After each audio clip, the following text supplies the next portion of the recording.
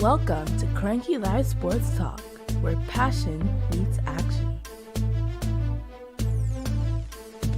Hey sports fans, I am Cranky, and this is the Cranky Live Sports Talk, the podcast where we dive deep into the hottest topics, the biggest games, and the most controversial moments in sports.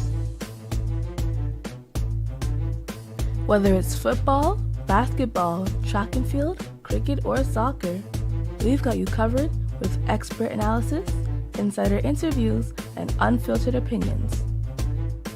Join me as I chat with the biggest names in sports, get exclusive insights and stories you won't hear anywhere else. Cranky Live Sports Talk is where you can hear the real talk, the hard-hitting questions, and the hottest takes. So, if you're a true sports fanatic, you don't want to miss out? Subscribe now to the Cranky Live Sports Talk on YouTube and hit that bell icon to never miss an episode. Cranky Live Sports Talk, where sports come alive. Subscribe today. Welcome. Let me know if you can hear me out in YouTube land. This is your man, Cranky. I almost say a boy, Cranky, but I'm too seasoned to be a boy. How are you doing? We're here to have a watch-along Monaco versus my team, Arsenal, and maybe your team, depending if you're an Arsenal fan or not. So thanks for being here. Should be an interesting game. As somebody would say, I'm not overly confident with the Arsenal lineup. We seem to have a number of defenders out. We bought 101 defenders, and now we're challenged defensively. So not sure what that means, how that works. And it doesn't really make any sense. You see me here clicking, trying to. I had my channel, and then I don't know what happened. My TV switched, so let me go back to it because the game's about to start. But let me put up the Arsenal starting lineup. Interesting starting lineup. Let me know if you can read that. It's a little bit hard to read, actually. And I'm trying to widen it here, but it's not getting much better. Yeah, it's not good. But anyway, Jesus is starting today. So in goal, we have Raya, Kiwior, and Saliba playing in center back. Partey against in right back. To me, our best, well, maybe our second best midfielder. I would say our best midfielder. I know Odegaard get all the praise and is deemed to be world class, but to me, Partey is probably our best midfielder. So we have Partey in the right back position again. Somehow Mikel Arteta seems to like him at right back. I don't. I think he does a decent job, but he's not a right back. And we have Lewis Kelly playing at left back. Sort of interesting, actually, because if he has that much confidence in Lewis Kelly, why not play Timber right back and Lewis Kelly left back and let Partey play in the middle? I understand the logic, but that's Arteta for you. And then in the midfield, we have, I think there's going to be a switch around. I think Rice going to play the 6, Marino plays the 8, and Odegaard is in the 10. They have it 4-3-3, but it's sort of 4-2-3-1 that we play. And then we have Martinelli on the left, Jesus in the middle. And good old, reliable star man. Bless up, Richard Green. Thanks for joining. Bukayo Saka playing up front. Now, both teams are missing players because Monaco is also missing players. I don't see any Balogun here. And Bolo is a very good player. When Bolo plays for Switzerland, I think. It's a really good player, actually. Golovin is also a very good player. So they have a good team. So it should be an interesting game, actually. Should be a very interesting game. Wasn't Kerr at wasn't he at West Ham last year? Could I swear I saw him at West Ham last year. Am I confusing me with somebody else? Maybe I'm mixing up. But it should be a good game. But it's not the best situation for Arsenal. Right? If we look at the let me do this. I am not totally happy with what I would say where we are, actually. We should look at the standings as to where we are.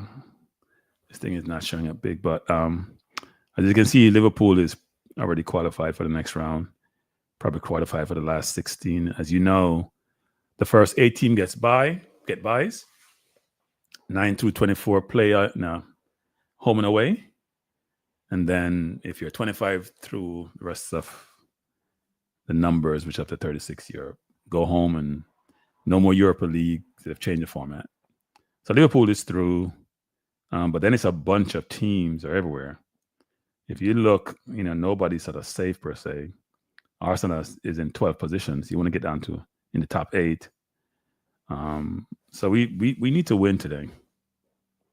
I think we need to win today. Monaco is on the same points that we have. So it should be a very, very interesting game, actually. I'm not sure why I don't know why my TV is showing me. I put it on Arsenal, it's showing me Man City. I don't want Man City. I mean, I have Man City on my other channel. I don't need Man City on this channel.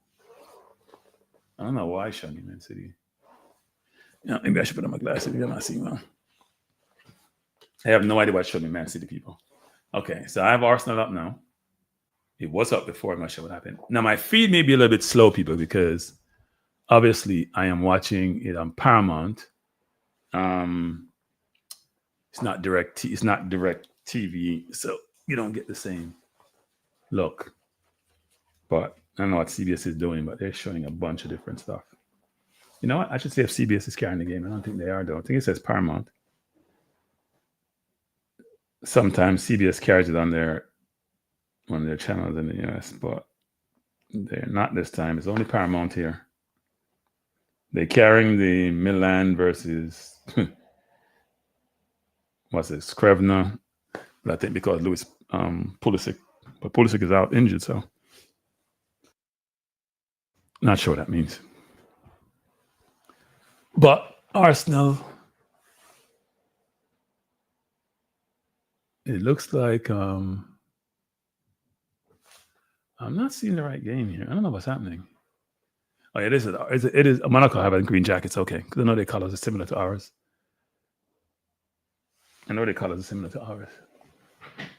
I see Odegaard is the captain. They're in their blazers. Probably playing the national. I cannot hear the TV, people, because I've turned it down. Chorus, bless up. How are you doing? I'll be playing the Champions Anthem. I want to have a question, actually. Why can't Sterling get a start? Like, this is unbelievable. Jesus has proven that he can't score no goal. He isn't getting opportunities. He's not playing well. Sterling is not getting any opportunities. Now, I wouldn't say he's pulling up trees when he gets his few minutes, but when you have so much pedigree and when you have done so much in his career, you would think Arteta, who's known him and brought him in, would treat him better, but it's been awful. Don't understand why he cannot get a start.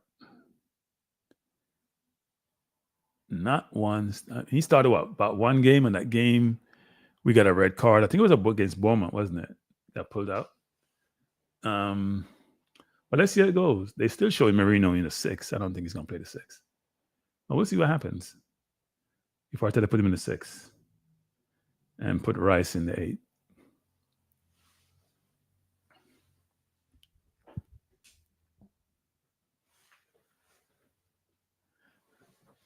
We have VAR and referees. What's that? David Massa, Italy. And I'm actually have which is much slower, the Man City game on another screen. So I am going to focus on the Arsenal game, but I'm going to glance at the Man City game. I have it on a slower feed, so at least it wouldn't be simultaneous. Bless up, Xavian. Am I pronouncing your name right, Xavian? Byfield, how are you doing? Thanks for joining. Man City has an interesting setup in the people. They have.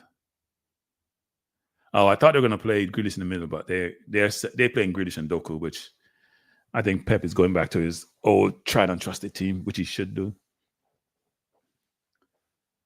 So there should be good games. Should be good games. Man City going through a really bad patch. Let's see how they do. And Arsenal, has a lot of injury problems. When you see Louis Skelly coming in and starting, we have injury problems, people. Good player, don't get me wrong. Even though I think Emaneri has more upside, but Emaneri's path is being blocked by Odegaard. If you just come in, you can hit the like button while you're here. It won't hurt you. Trust me. It will not hurt you. I see Vlahovic playing for Juventus.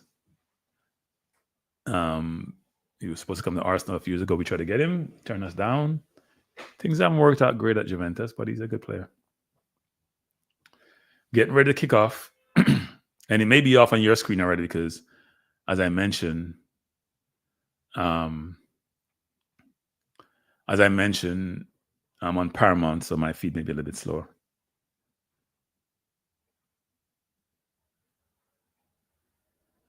City has a traditional midfield: Gundogan, De Bruyne, and Silva in the middle. So you get ready to start. Marino is in the 8. I thought he'd be in the 8. I know that the screen showed him being in the 6, but he's not. He's in the 8. And we're off, and we turn the ball over on the first play, people. And Monaco is coming forward in dangerous position.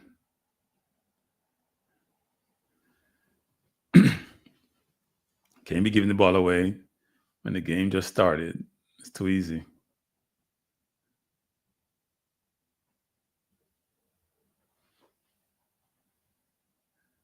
Louis Kelly looked like he got hurt already.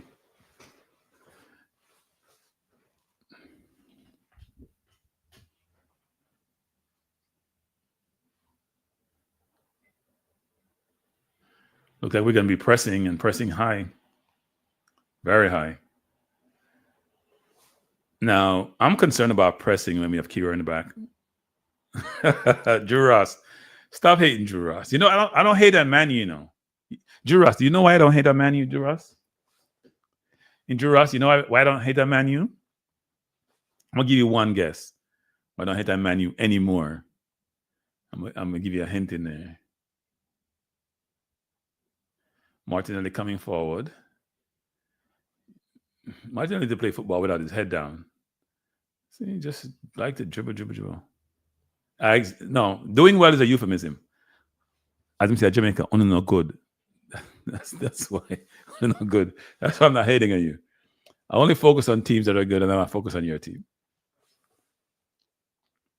But I'm sure you guys have a lot of money you can recover. You're on the bounce? Yeah, you're bouncing, all right. You're bouncing all over the place. You're bouncing all over the place. You're bouncing all over the place. You've changed so many managers. Ferguson left. It's crazy. Manager after manager comes and go at Man U, and you still can't find the right formula.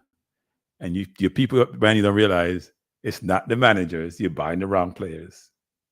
Bless up, Roy. Thanks for joining. You're buying the wrong players. People, sports is played by players. It ain't played by no manager. Manager can be a differentiator, but they're not the main thing.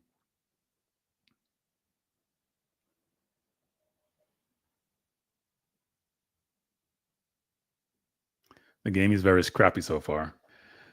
2.5 minutes in, 0-0 in Monaco and Arsenal. Arsenal is all over the place, just not playing well so far. But it's early.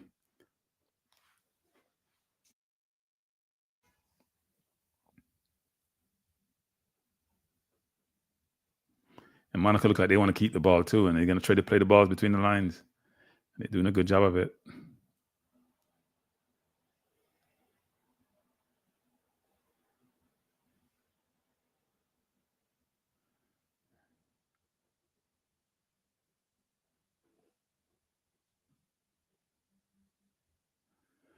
And they're trying to press too.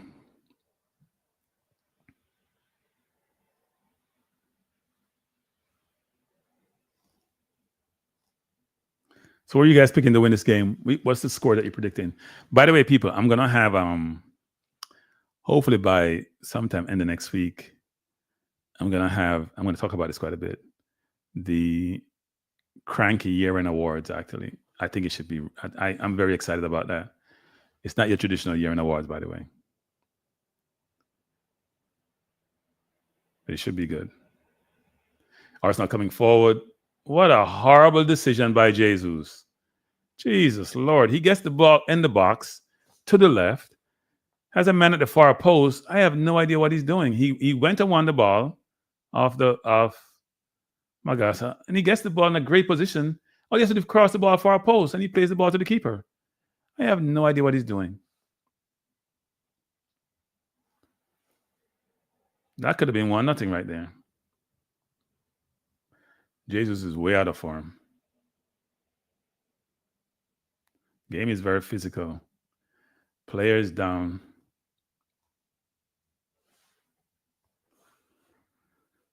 Oh, it's a very hearty collision. And Lewis Kelly hit him in the back. It's not a good thing.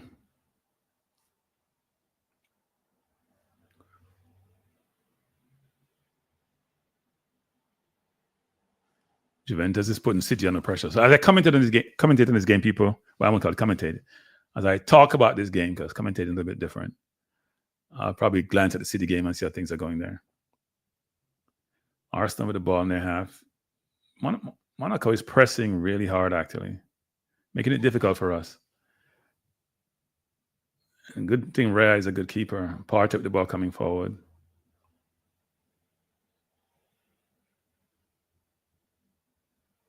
Marino with the ball. She just go to wants to watch if you're offside, Martinelli, because I know you get offside. Martinelli coming forward, trying to beat this man. Very good ball to Marino. Marino has the ball in the box, and that should have been 1-0. Horrible cross. Too much pace on the ball. The player's in the box. It should be an easy tap in. He gets the ball in a really good position. He has time to glance up. He's trying to hit it too hard. I don't know if he's crossing or shooting. It's like he's shooting. All he has to do is roll the ball between the keeper and the defender. It's poor decision making. Poor decision making. 2 we have seen so far, people. We've gotten 2 chances. Our 2 dangerous positions, did nothing with them. Because players have made the right decision.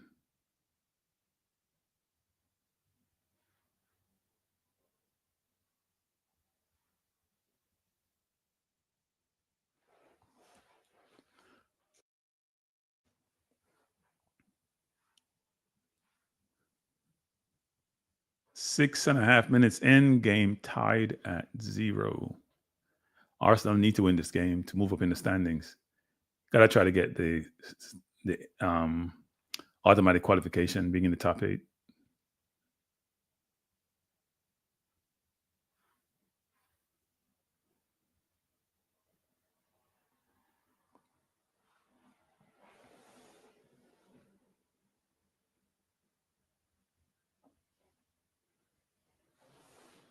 Sometimes Jesus overcomplicate things. Have the ball right there. Just do something simple with the ball.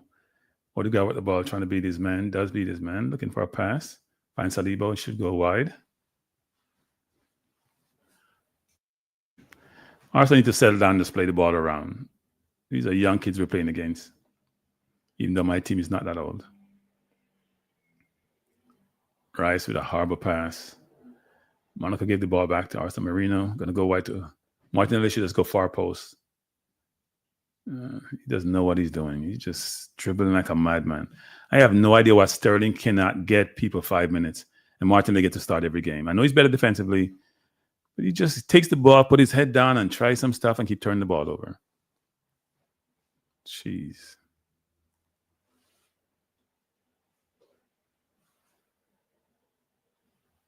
And then he tries Trossard out there, and Trossard not working well, and Sterling can't still get a look in. Players need to play a little bit to get comfort and not feel pressure.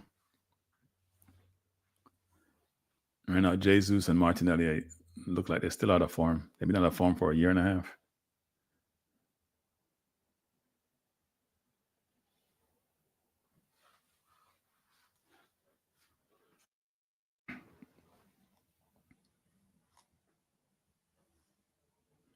You just joined us. We're 8.5 minutes in.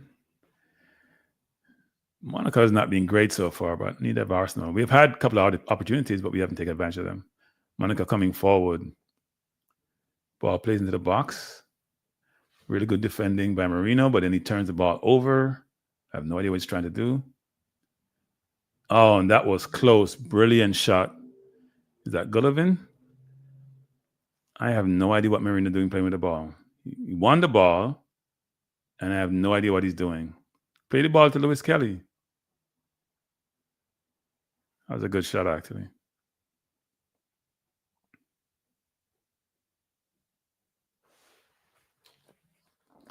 Sometimes you have to dump the ball, people, and start over. Can be cute in your area sometimes. Put yourself under pressure.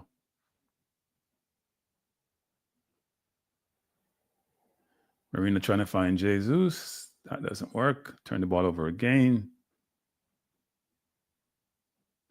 Arsenal now pressing vigorously, pressing high. And Monaco doing a good job trying to play out, but they've turned the ball over. Marino turned the ball over again. Trying to do too much.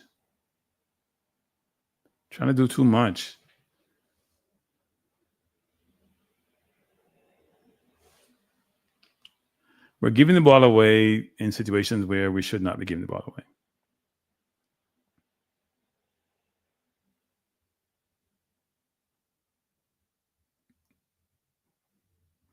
And Saka hasn't. Has Saka touched the ball yet? Probably once.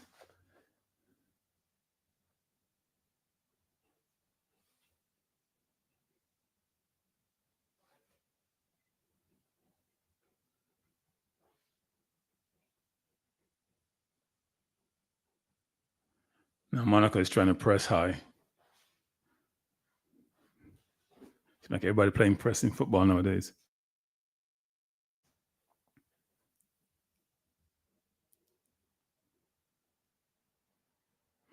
If you're a keeper in today's football and your team's trying to play possession football, you better learn how to play. As you would not be in the goal. It's not only about shot stopping anymore. You have to be comfortable under pressure. And you can't afford to lose the ball when you're playing that deep in front of your goal. So you have to be comfortable with the ball at your feet. I think it's something that Kangakov doesn't really do well, actually. So Odegaard and Saka have not really been involved in the game as much. The game has been played more on the left side of the field, which is interesting because Arsenal is right side dominant.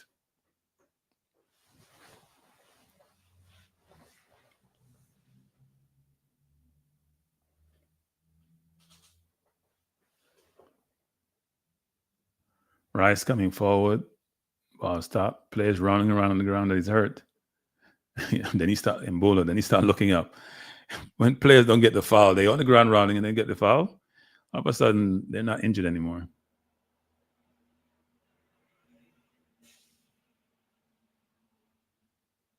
Players still down, so the ball's been played out of bounds.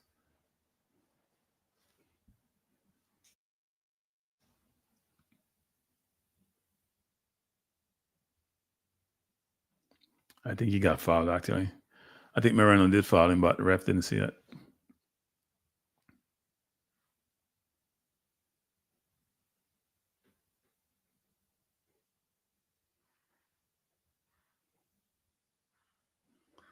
If you just joined us, we're in the 13th minute of play. And game is tied at 0. Arsenal have created a couple of half chances, but haven't materialized into anything.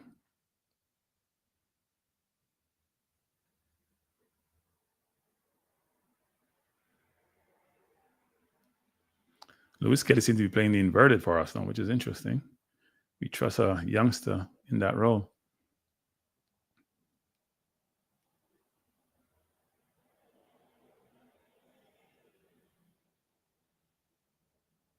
Now Monaco is backing off, trying to set a trap. Good move by Lewis Kelly to try to get out of it.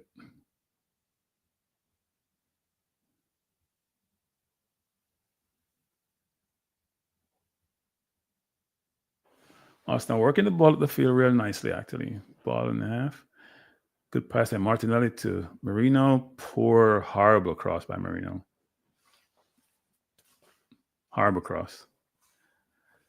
Arsenal coming forward again, trying to penetrate the Morocco defense.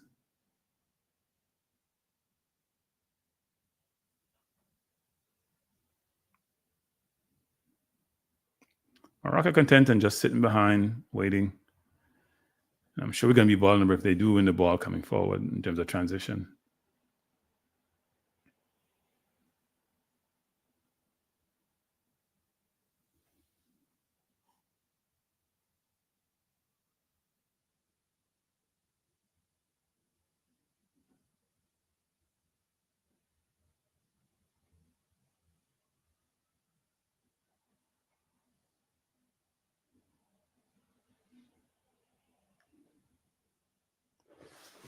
Arsenal have a long spell of possession.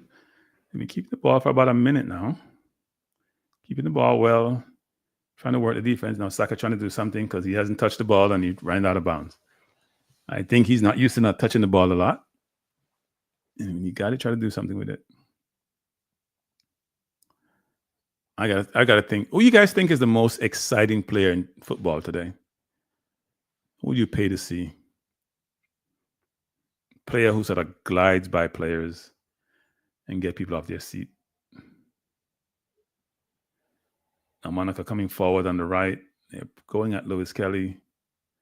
Arsenal trying to recover.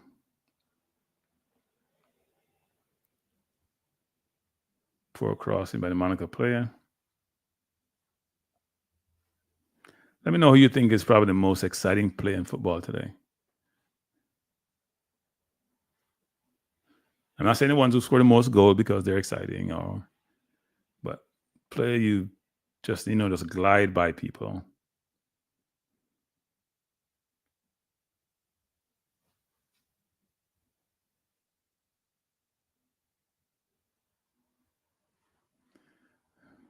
We're playing slow though. It's very slow, nothing dynamic. It's pass and stop and pass. We're not trying to go over the top. We're not trying to go behind. All the behind so far has come from the left side of the field. We're trying to get Martinelli in or Marino in, but that's been it. Monaco's just dropping and daring us to try to beat the line, and then we try to do it, and Rice kicked it out of bounds because Rice can't pass the ball deep. Rice is a 7-8 yard pass. Anything over that, unless it's a set piece, and it's not his thing.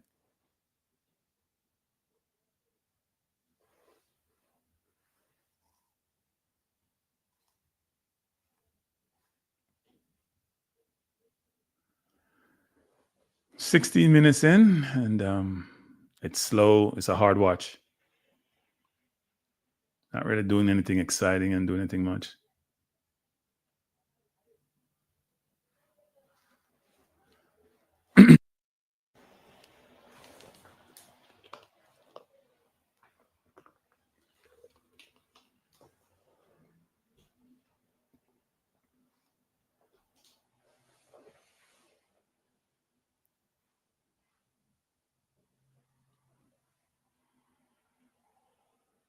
Monaco does a good job. We just got to throw in and throw the ball away, and now we're under pressure.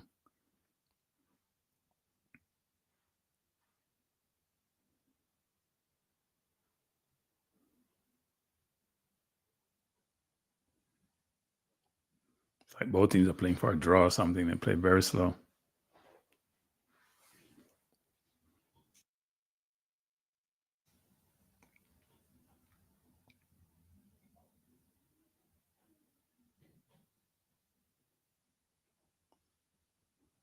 Monaco trying to go behind, but Saliba is there, and if I say Saliba, it's mopped up. 18 minutes in, score tied at 0. We need some set pieces, people. This playing from open play ain't working.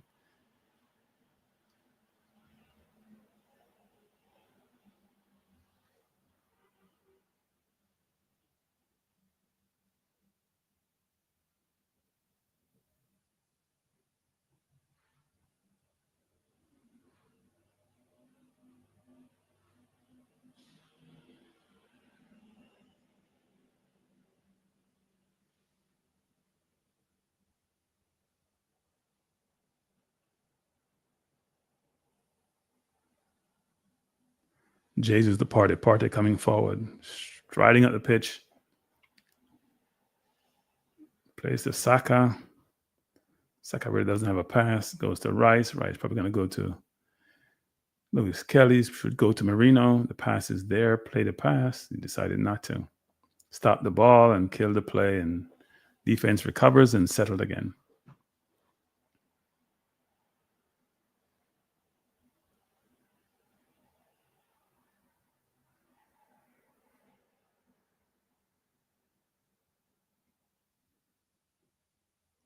Rice into Odegaard. Odegaard to Saka. Saka to Odegaard. Odegaard turns, looking to shoot. Try far post, wide, over the bar. There was no conviction in that shot. No real conviction. Never thought he was going to score that.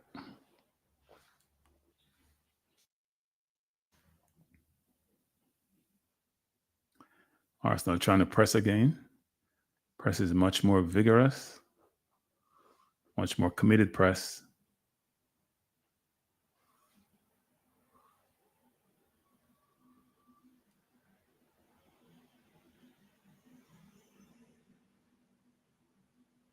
We're almost 20 minutes in, 0-0. Arsenal versus Monaco.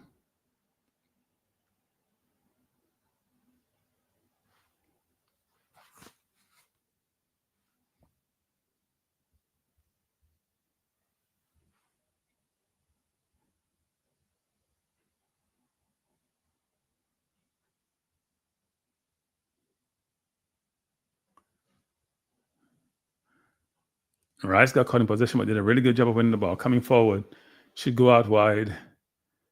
He's trying to come in the middle of the park, doing too much. Almost lost it, did lose it. Doing too much, Rice. Pass the ball wide. You have a wide man open in Martinelli. Just play the ball wide. You go in the middle of the park doing nothing with it.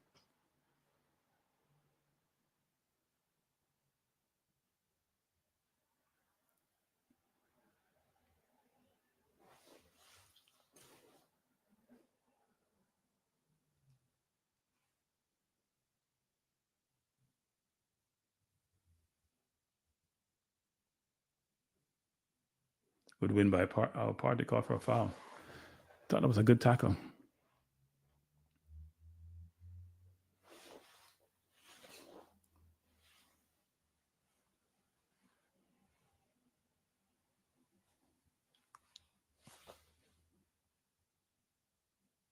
Lewis Kelly trying to force the ball. We have Martinelli out wide.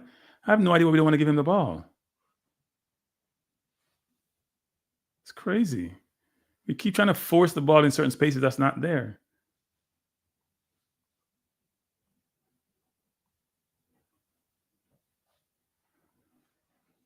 We haven't even looked like we can penetrate anyone. We haven't been able to break. In the first 10 minutes, we looked threatened a couple of times, but since then, we haven't looked like we can break them down.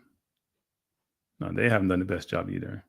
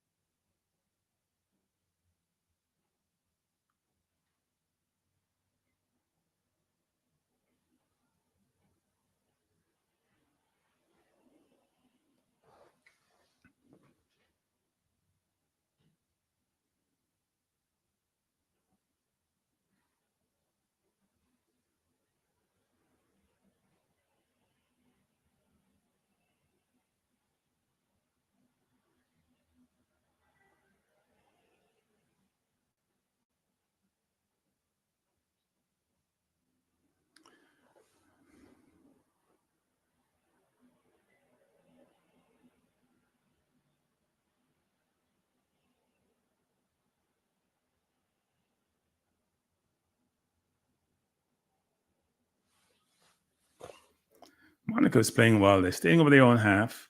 They press a couple of times. They're mixing up their defense. 23 minutes in, and we're not penetrating. Nowadays, we don't seem like we can get by any defenders. Arsenal coming forward. Saka needs to go wide. Odegaard to Saka. Needs to go far post now. We'll try to do so. Ball into Lewis Kelly. Brilliant ball into Jesus. He should lay it off to Odegaard. Odegaard should Try to go back. Try something in far post. No outcome. Poor movement in the box, actually. When Jesus laid it off, he has to stay on side and move and give Odegaard some space. I think that should have been a corner, actually.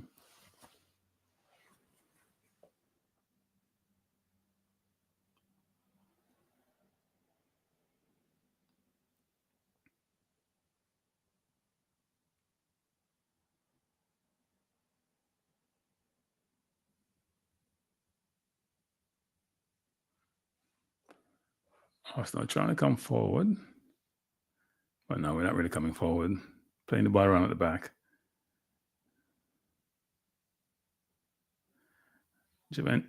Monaco very passive with their first line of defense, actually.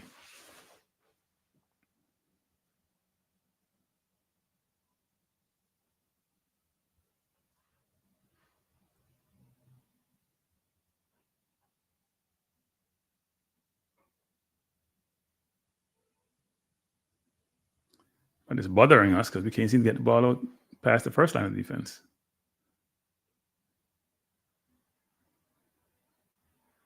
Good goal, Kiwior, trying to go over the top to Jesus. In on goal. And he misses as usual. He misses as usual. Nothing new. He doesn't really score goals anymore. He's in goal with the keeper one-on-one. And does nothing with it. That ball should have been, he should have scored that ball. He could take the ball down and get behind the defense. Good pass by Kiwior over the top, but Jesus is not a goal scorer anymore.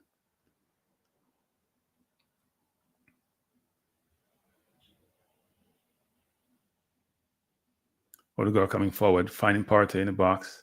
Partey tried to back heel. Not a good idea. That's a blind back heel. That was never there. I need to see that ball again to Jesus. Don't clap, Jesus. You missed a clear-cut chance. He made a good run, and then he just totally messed that up. He's in on goal. He controlled the ball. He tried to kick one time. Yeah, there was no confidence in that shot. He never once looked up. Yeah. A player bereft of confidence. You never thought he was going to score. Our biggest problem is center forward. We don't have a center forward. Because to me, Rice is not a center forward. I mean, Havertz, I said, not Rice. Havertz is not a center forward. It's a brilliant ball by Kiwior, though.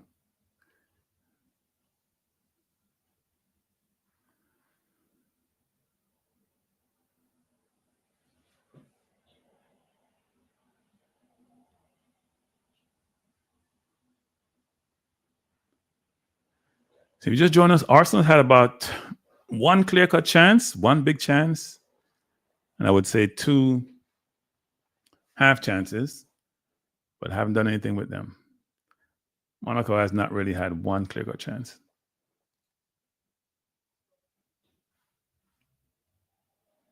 We're 27 minutes in.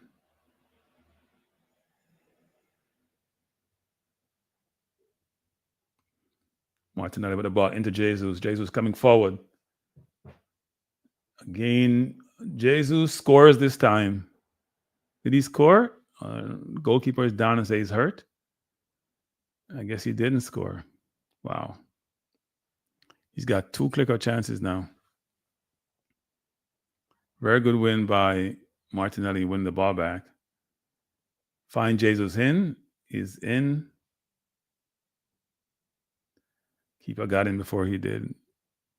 So he's had 2 chances, no outcome. He was under pressure, though, defensively, and the ball was blocked.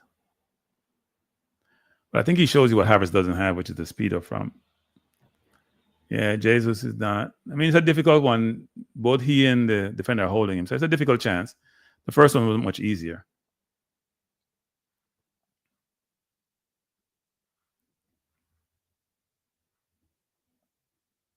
I think sometimes in those positions as a forward, you have to really think about being calm. Yeah, he ain't gonna score. He has been scoring, so it's not by chance he has been scoring. It happens. Bless up, Vinci. How you doing? You can't keep missing chances. They're gonna come back and cost you. It will come back and cost you. So he's had two very, very good chances and did nothing with them. So Rhea kicked that ball to nobody a while ago, and Partey didn't move for it.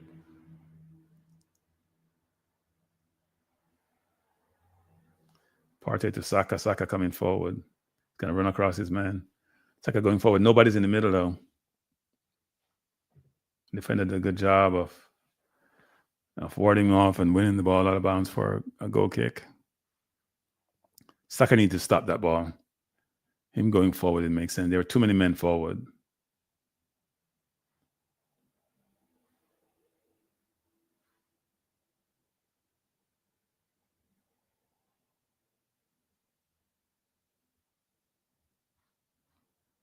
City also cannot break down Juventus. Their game is 30 minutes in. Our game is 29-29.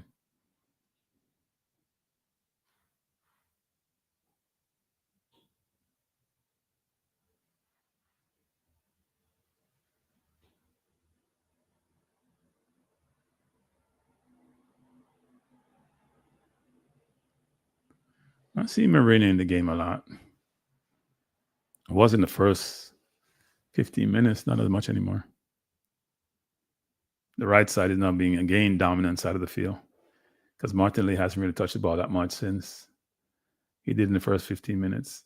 I think we need to have more balance on the field. We're too right dominant.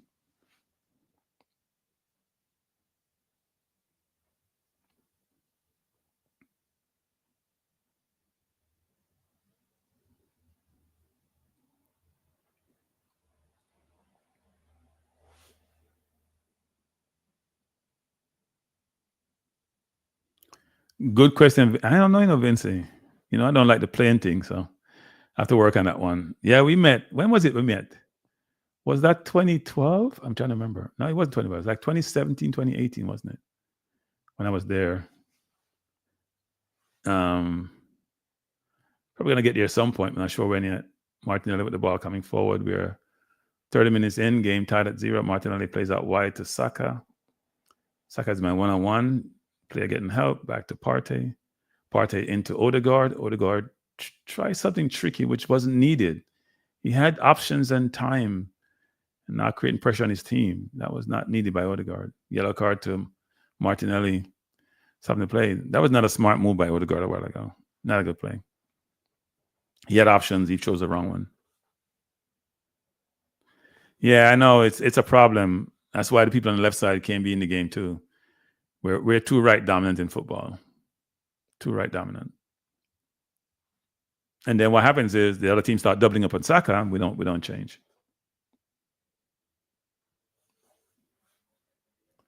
Vinci says, yeah, we don't. We're slow. We're more defensive, but we're slow. Even when we're pressing, it's still slow. Slower. Our build-up play is slow. Like we're just trying to walk the ball up the field.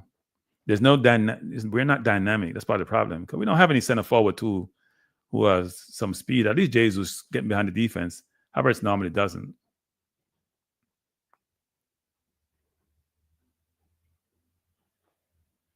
And Martinelli is rubbing the touchline. He's not getting any ball out there. Give him the ball, Lewis Kelly.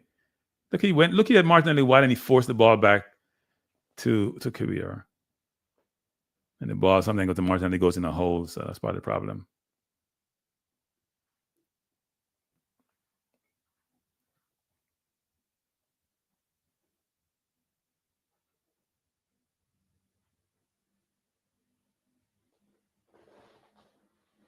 Rice out to Saka.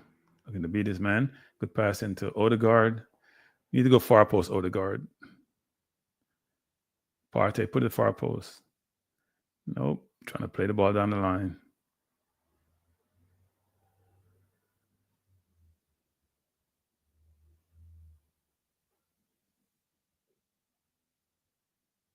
Brilliant play by Lewis Kelly. Good cross. Saka. Goal, Arsenal. Brilliant goal. Great setup by Lewis Kelly. Getting rid of his man. Playing a brilliant pass into Marino. Cross to Saka. 1-0. Really good goal. 2018 Vinci. Okay. Yes, brilliant play by Lewis Kelly. got rid of his man, and then that pass. That's what you need to split the defense. Brilliant, brilliant play by Lewis Kelly. Now we see why he's playing. I'm not sure he's the best defender, but I'm sure he can play the inverted. That's why he's there. So Odegaard had the ball, played it over to Lewis Kelly, who stopped it. Man pressured him, got rid of his man, and then played a brilliant pass into Marino, who's onside, or to Jesus, I'm sorry, who's onside. Crosses Saka, who's coming from far post, and Saka was there, and he actually used his right foot to score. Brilliant pass by Lewis Kelly. Jesus with a brilliant cross also. Really good goal, really good goal. He played it only place he can be played, and Saka came in. 1-0 to the Arsenal. Really nice goal. Especially given the defense was set. But people, you know what happened? Lewis Kelly's man actually lost him. So there's no pressure on the ball when he passed the ball. That's why people talk about moments in football. There was one moment where your player got beaten, and then your defense just broke down. You just said that's why you play kids when they have the ability to change tempo and pass. I love this thought, this kid, Bertrand. I hear you, Vinci. No, the kid can play. The kid can play.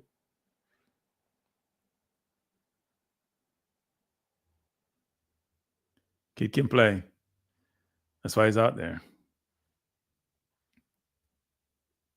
And I think Nwaneri can play too. Part of the problem is Arteta, because I thought Nwaneri should have gotten much more playing time when Odegaard was out. He kept playing Trossard in the 10, which was asinine. Makes no sense. Go Butters. Colin Quest. Man calling us Butters. At least if we're butter, we're good butter because we play good football.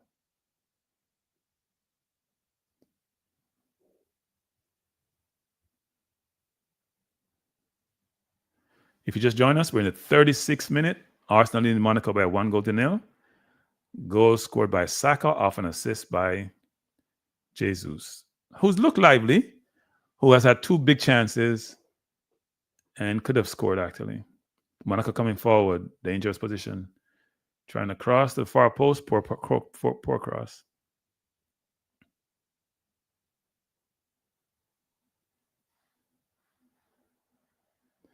Partey coming forward. Partey just has eyes in the back of his head, people. I'm telling you. His passing sometimes is ridiculous. Martinelli coming forward. Looking for a pass. Should go inside to Marino.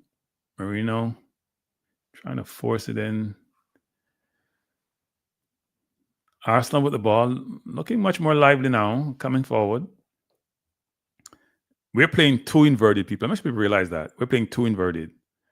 Both Lewis Kelly and Partey are playing inverted. Not a good move, Saka. You had nowhere to go. You should have passed the ball back to Partey already. That's a needless turn. It's twice you did that. It's a needless turnover. Yeah, his decision. I told you, Vinci, his team selection and his in-game management leaves a lot to be desired. I'm going to be nice by saying that. Poor. Is Gray better than Saka? Which Gray are we talking about, Nani?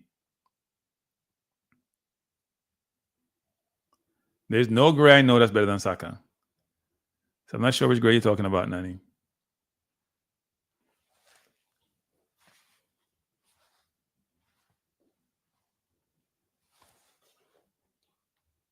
We'll go to Jesus. Saka. Arsenal coming forward again. Saka has 2 men on him. Come to Odegaard. Odegaard back to Partey. Partey should just go far post now. Good cross by Partey. Oh, really good cross by Partey. Martinelli. That came hard, quick to Martinelli. Couldn't control it. Trying to cushion it into the goal, but that didn't work. Yeah, he tried to cushion it. Maybe he should try to bring it down, actually.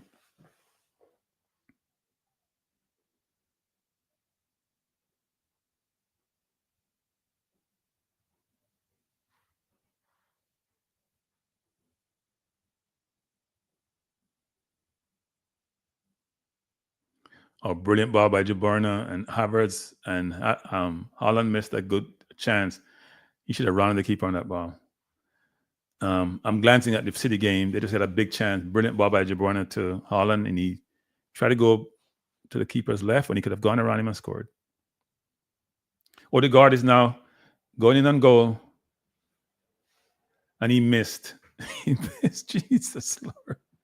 He missed that big goal. I know the keeper came out. Odegaard won the ball, going in on goal. Goal is big, yawning, and he kicked the ball wide. Player passed the ball back to Odegaard, who won it from the defender. And he's going in on goal, and he's slow like Molasses. He still got in. He took the ball wide, and then I have no idea what he was doing. He looked up, looked for the corner, but I guess his pass was poor. Even that ball, people, if he fakes the shot and go left, he goes in and score. Bless up, Jargons. Thanks for joining. So Arsenal have missed 3 big chances already. Jesus missed 2. Odegaard just missed 1.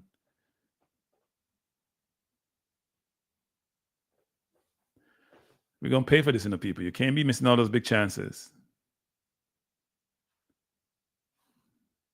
That chance was an easy one. At least Jesus had pressure. Odegaard had no pressure.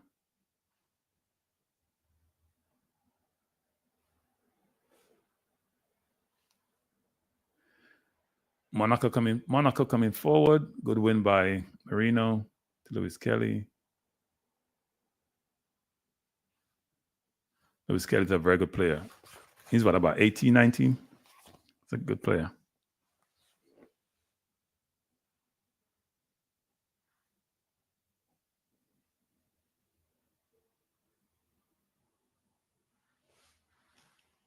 Monaco coach doesn't seem happy.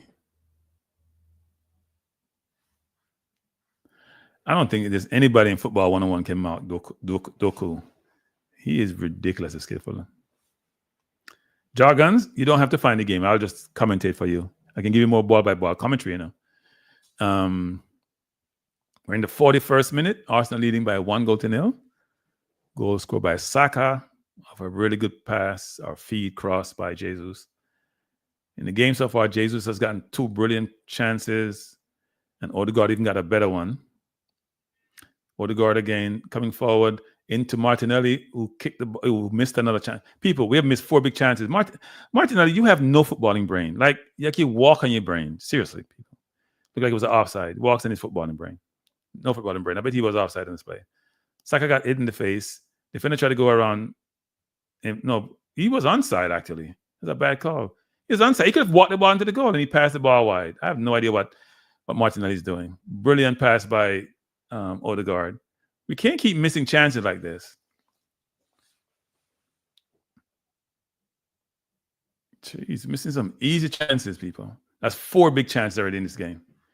We were struggling to create chance from open play. We have 4 big chances because Monaco keep giving the ball away in dangerous positions, and we're not taking advantage of them.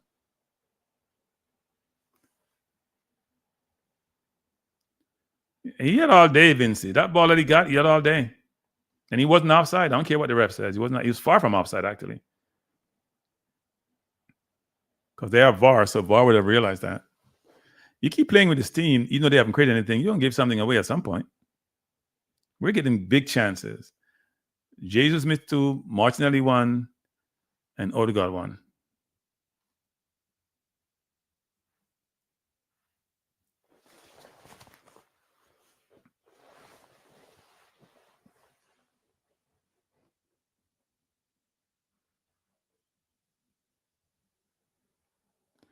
Monaco trying to find a way in, but they haven't penetrated our back line.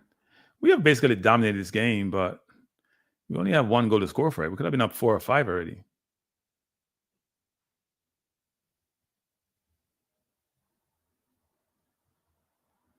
Partey is such a cool customer.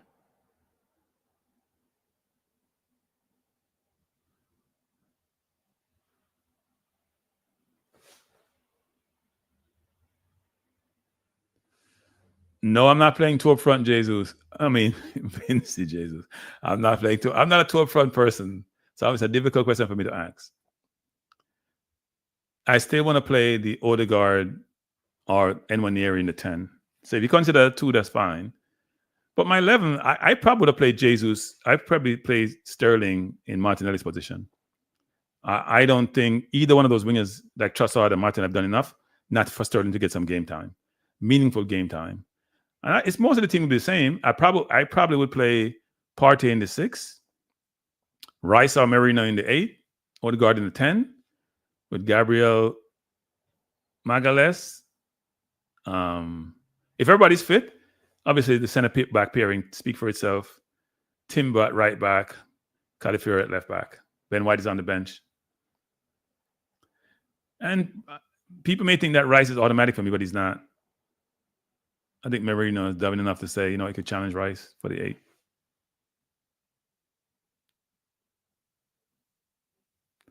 Oh, you're in the Christmas thing. I hear you. Good ball by Saka. Poor pass by Marino. I'm not sure who's trying to pass that ball to. That was poor of him. Oh, Martinelli may get another yellow card. He's gone, isn't he? Martinelli, is he gone? That's close. He has to be careful.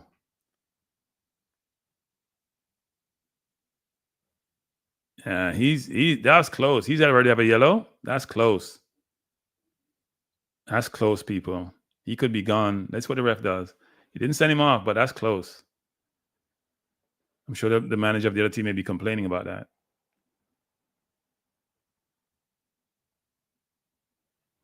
Martinelli has the ball to come forward. If I'm Arteta, I'm taking him off. I can't take another risk with him.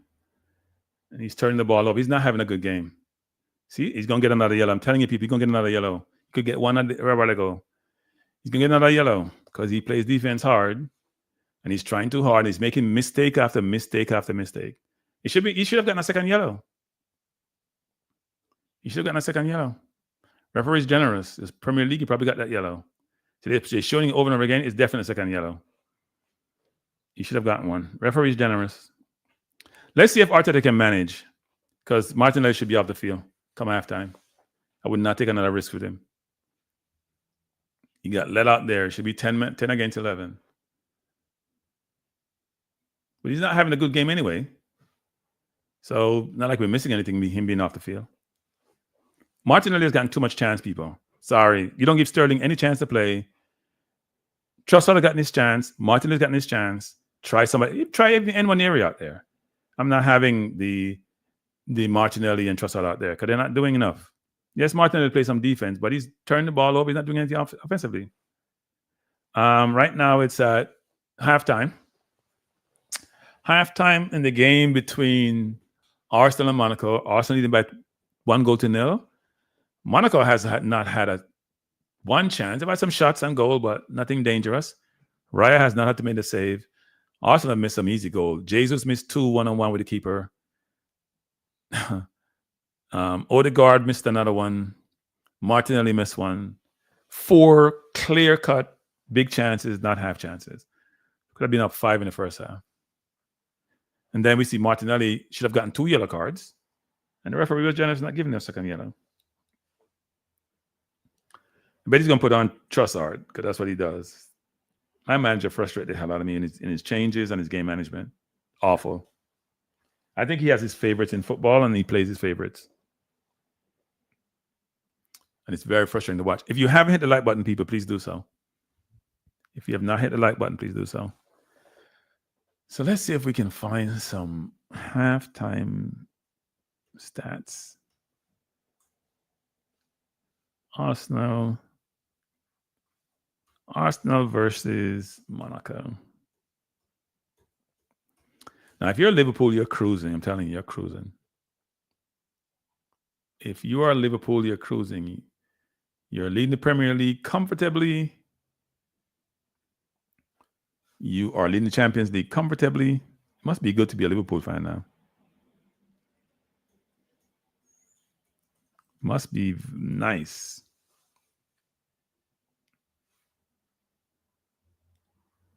So let's see what this is saying.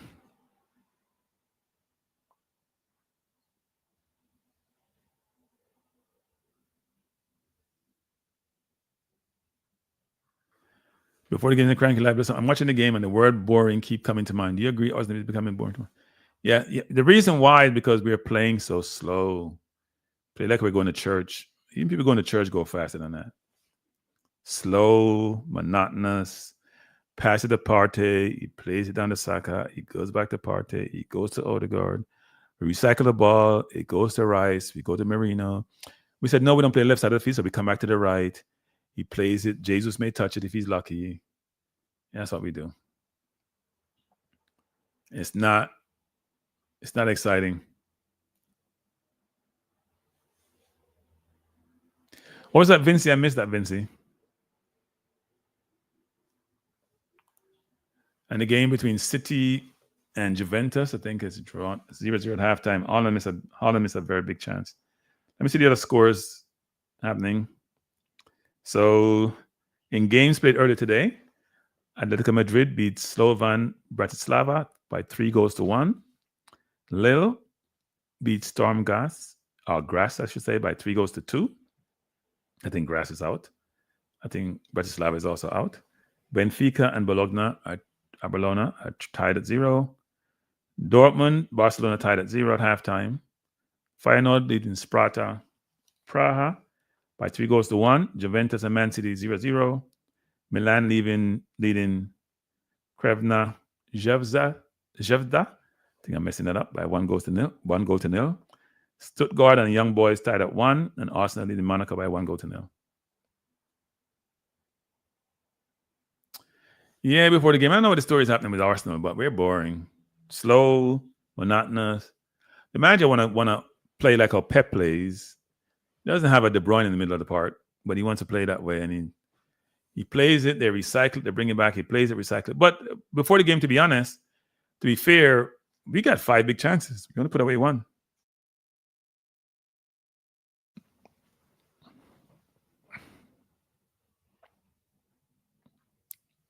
I think City got 1 big chance against Juventus, and Haaland couldn't score it. Trying to go over the keeper. The keeper was smart.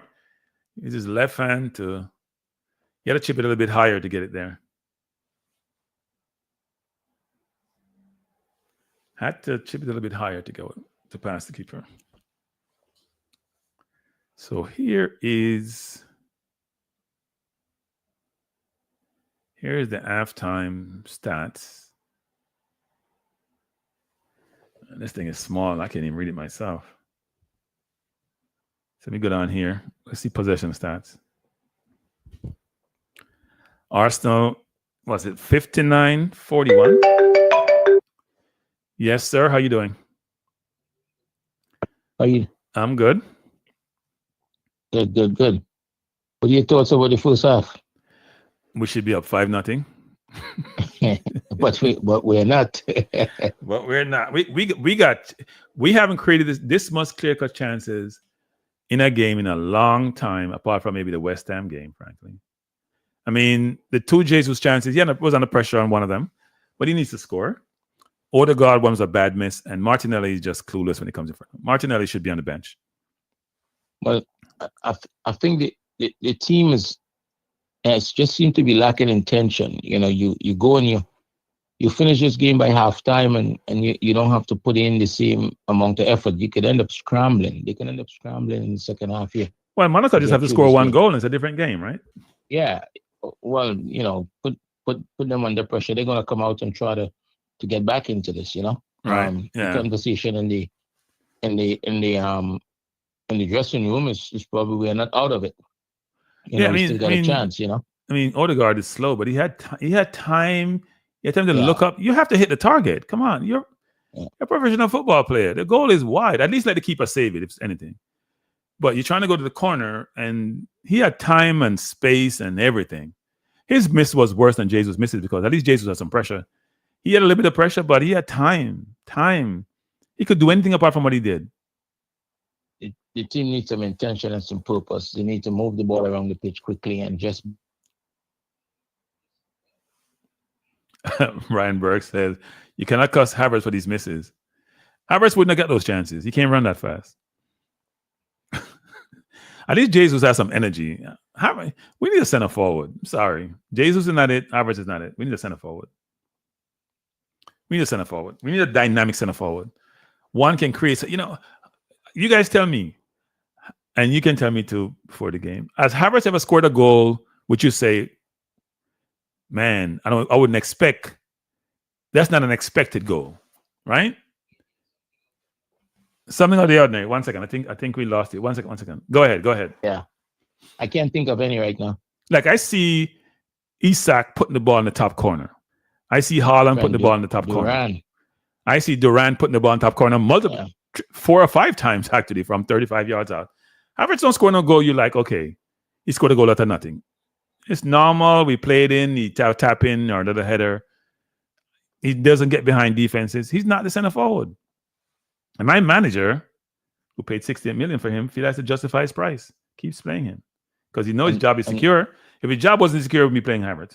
His job is secure. He ain't going nowhere. And look, Jesus is a good player. And Jesus came to Arsenal, and I think he's now a fraction of the player. He's not the same player. He's not the same player. Yeah, he's not the same player. Maybe the injuries have something to do with it, but he's not the same player. Well, injuries, but you know, he's a striker, right? And you're playing a midfielder instead of him up there, right? It's that could also mentally that could mess with you. And I think he just needs confidence, right? Like every other player. And I think he would get goals if he had gotten the same opportunity. I don't think he got the same opportunity that Havertz got in terms of when it wasn't working, they continued to play him. They believed in him, right? Yeah. Until he turned it around. I don't think Jesus had that, and that was a little bit unfortunate because I think I like him. No, he's a good player, but he doesn't have any confidence, right? Yeah, it's but Arsenal is every week, every time, every 4 days, 3 or 4 days, you look at Arsenal now and you're thinking this team might be heading in the wrong direction.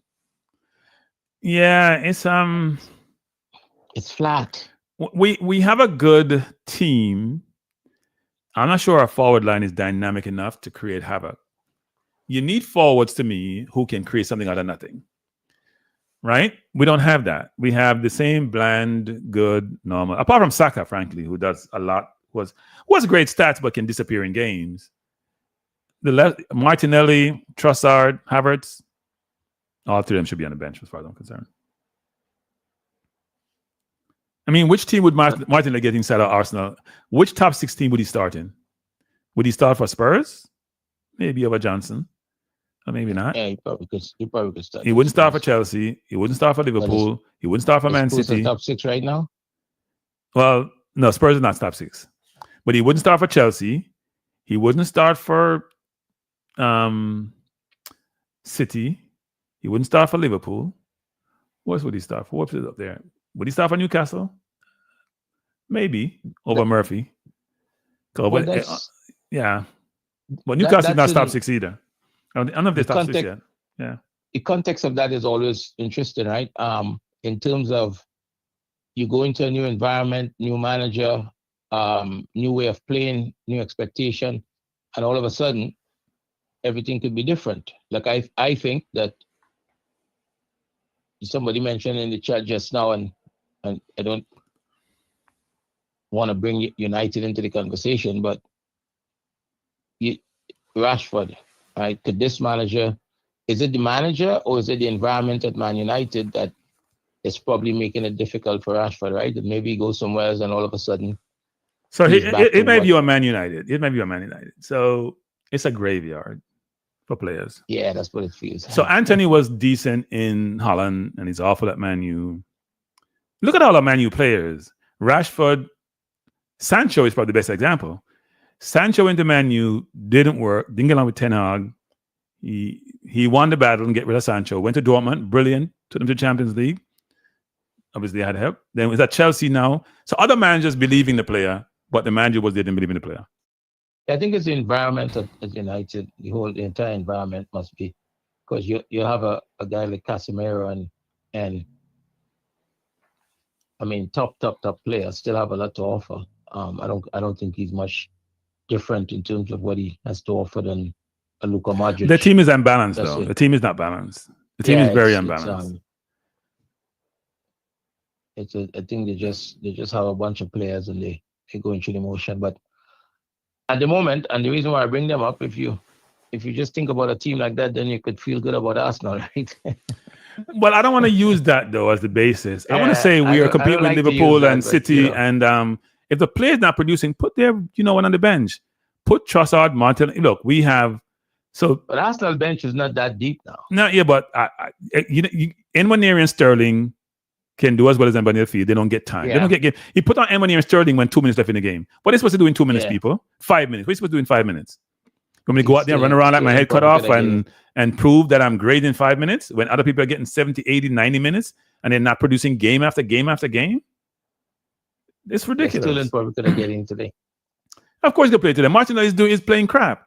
If Martinelli come on second half, I'm going to lose my mind because of two things. One, how bad he's playing, and two, he should have gotten a second yellow card.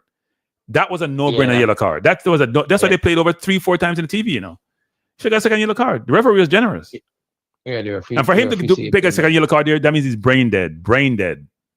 He did it twice, by the way. He should have got 2 yellow cards after that first yellow card. Did it twice.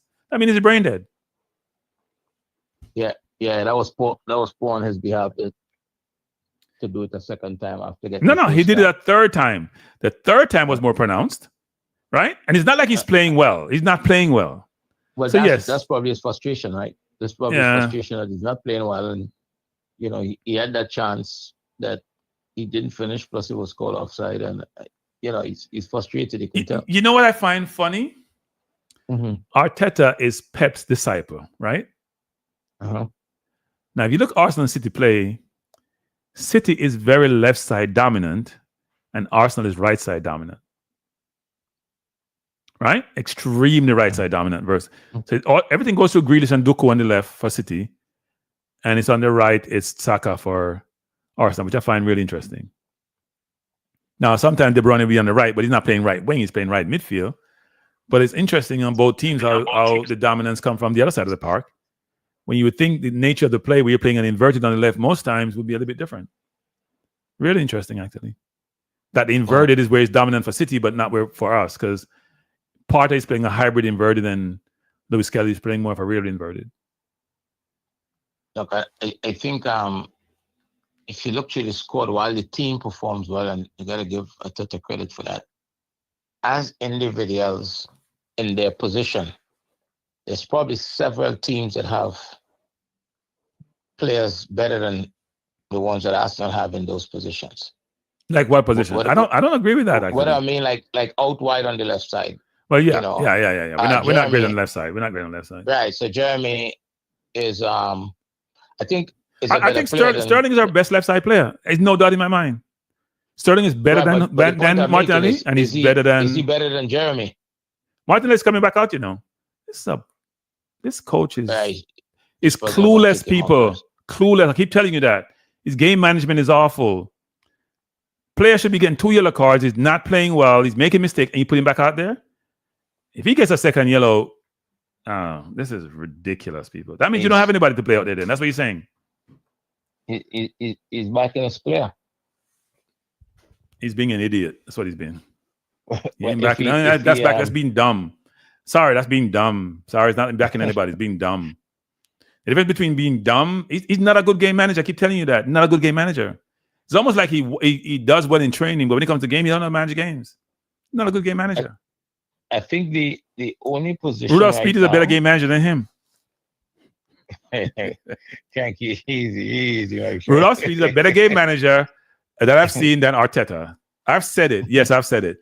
Rudolph Speed, who coaches Cavaliers, many of you guys who follow Arsenal don't know who Cavaliers is, a team in Jamaica. Just won the Caribbean Club Championship. This is considered 0 to 100, right?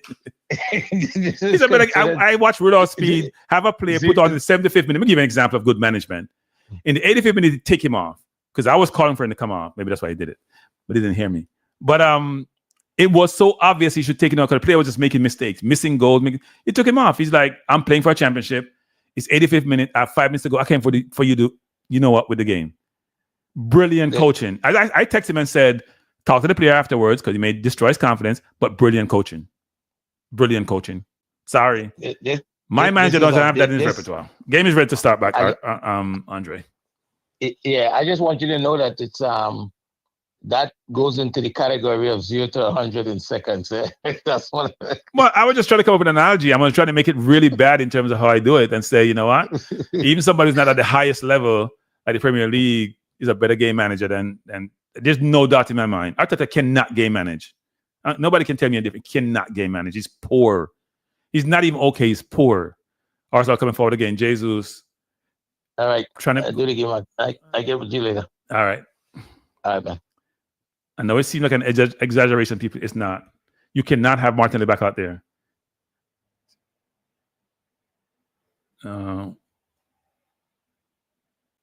Referee, yellow card to, should be a yellow card to Kiwior. I don't know what he was doing. Kiwior can't tackle either, people. He's a poor tackler. He's a decent football player. Look at that. I have no idea what he's doing. He man turned him into slow motion. He can't even recover.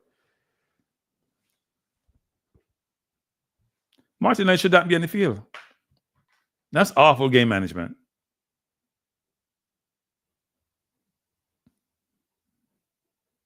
Now, I know he wants cover for Lewis Kelly because Lewis Kelly is playing left back and he wants cover for him and Martinelli provide that.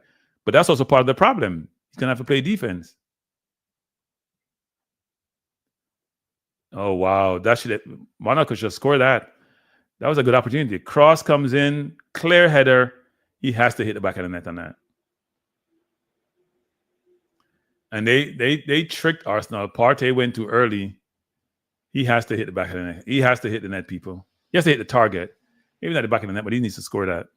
That's a bad miss. Could have been 1-1. So when you keep missing and missing and missing.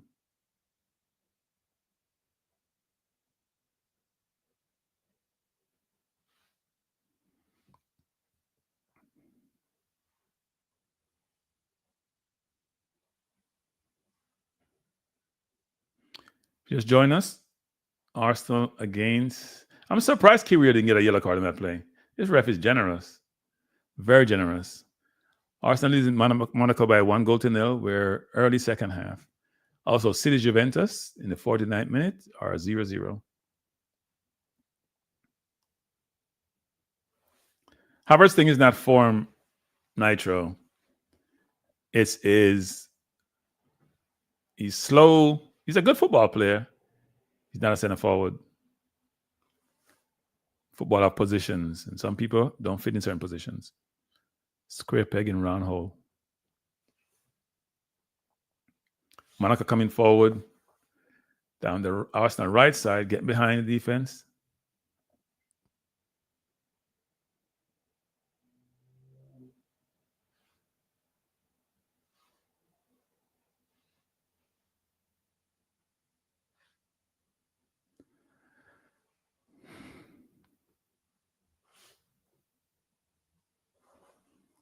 If you just join us, we're in the second half of the game between Arsenal and Monaco. Arsenal leading by 1-0. Lewis Kelly is a very good footballer. Very, very good footballer. Real comfortable under pressure. Doesn't get perturbed when he's challenged by players. Get out of trouble and make a good pass.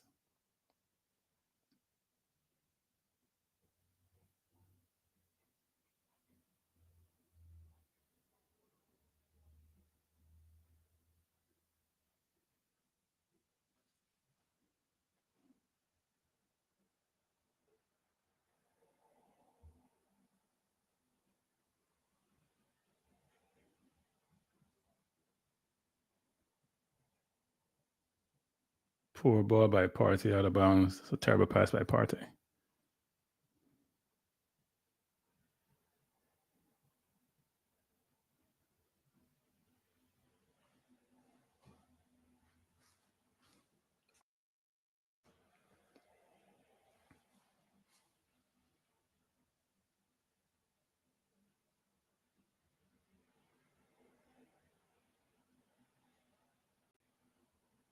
Arsenal coming forward. Lewis Kelly on the left. To Martinelli, who gives the ball away. That should be an Arsenal throw, actually. Player did it quickly and get the ball up. Poor Martinelli is just having a nightmare, and he's still on the field. Somebody got to explain that to me. I guess he's a defender.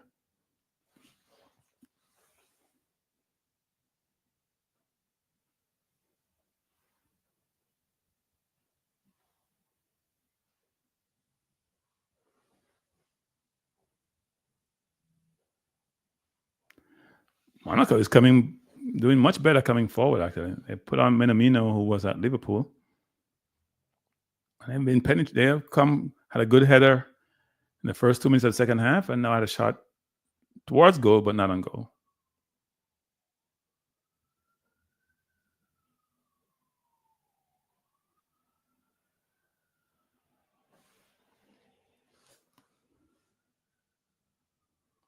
Juventus and City tied at 0. Vlahovic just took a very good shot. Actually, not Vlahovic. Oh, City got lucky. That should have been a goal a while ago. I have no idea what happened. Looks like it's a goal. Juventus just scored against City. City looks so vulnerable. It's ridiculous. Vlahovic just scored 1-0 to Juventus.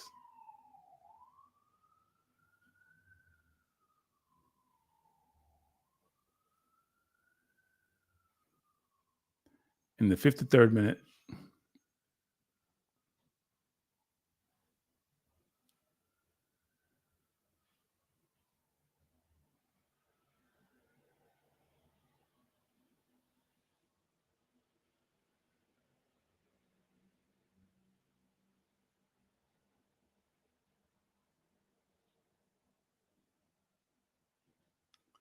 I don't think that goal was scored, I think that ball was on the line for City Juventus. Oh, no, it scored. It went over. Looked like it went over. Yeah, it went over. Monaco is putting on much more pressure second half against us. Game is more spread out. We may pay for all those first half misses that we had.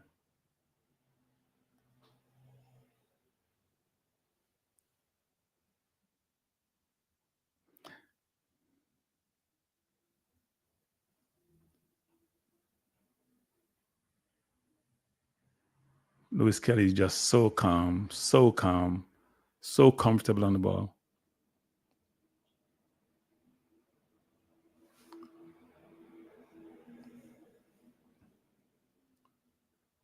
Cross to Martinelli out wide. Let's see what he does. Martinelli cross the far post. Too high. No one is there.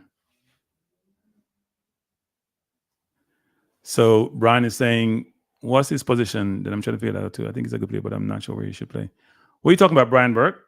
Oh, Havertz? He should play right beside Arteta. Wherever Arteta is playing, that's where Havertz should play. He bought him. Right beside Arteta, he should play. Can't get in the game over Marino or Rice because he's not a forward, so he has to play midfield. And he ain't better than none of the midfielders that we have. We have 4 midfielders. He ain't better than none of them.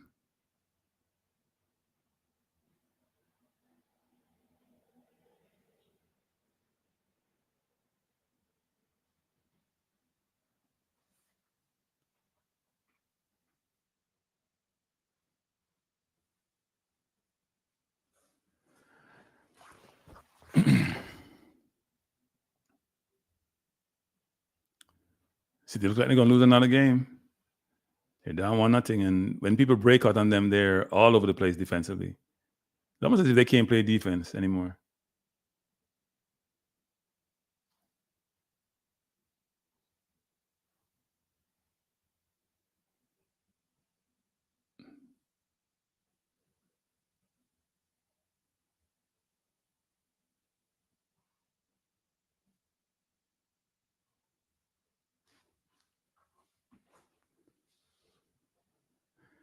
Monaco is much more in this game in the second half. We're in the 54th minute.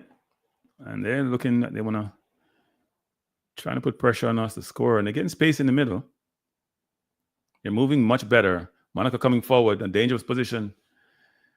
Out for a corner to Monaco. It's a much different game second half, people. They're trying to come back and score second half.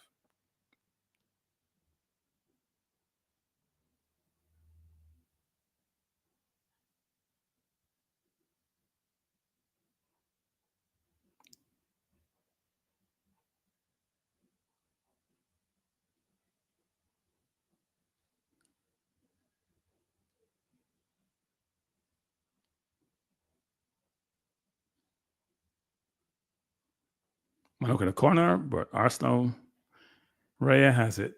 Looking for an outlet.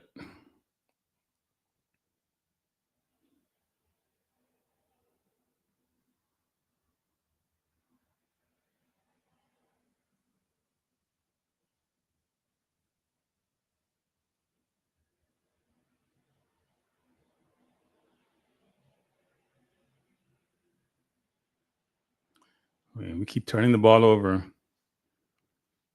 Monaco coming forward, looking much more dangerous in the second half than it did in the first.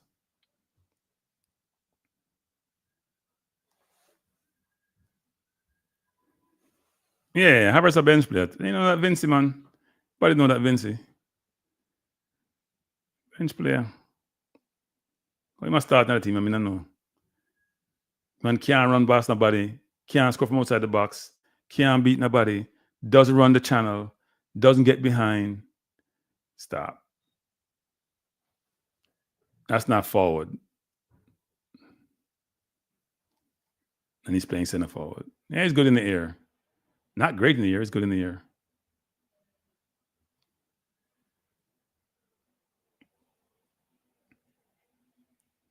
If you just join us, we're in the 56th minute. Arsenal leading Monaco by 1-0. Kiwior is getting away with murder. That was a foul a while ago by Kiwior, but he got away with that.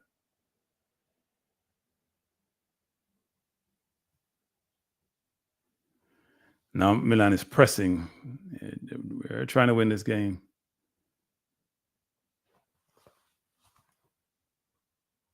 Brilliant turn by Marino coming forward. He should have space now. Doesn't have the speed. Should find Martinelli.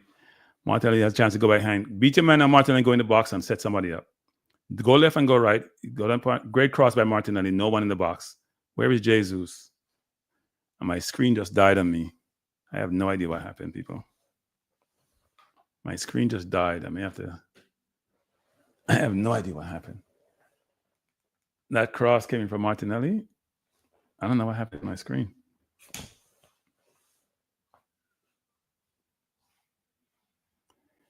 I'm gonna have to switch TVs because my screen just died on me, so I have to switch from the City game and try to find an Arsenal game, and then probably come back to the City game. Yep, I'm behind.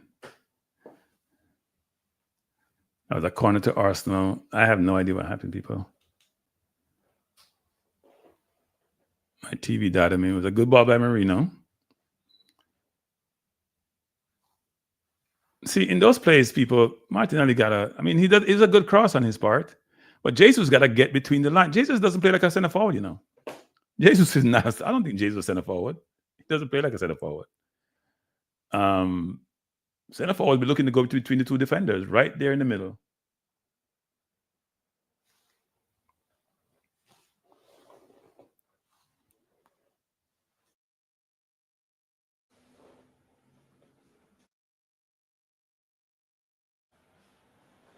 I'm trying to find a game on a quicker channel, people. And it's not turning up. I don't know what's happening.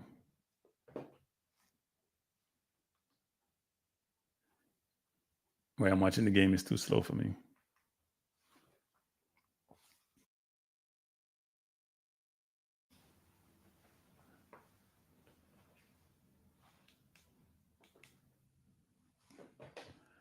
I just seem to have lost Paramount here.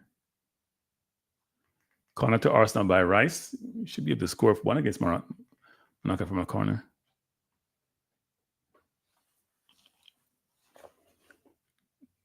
Good corner, but it's too far.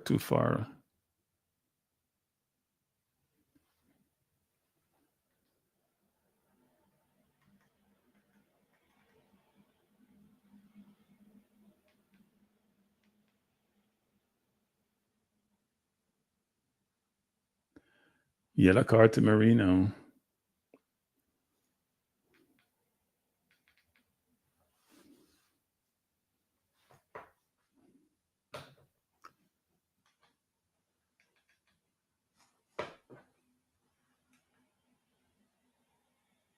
Yeah, I think that was a yellow card. That's a deserved yellow card. Not a smart play by Marino.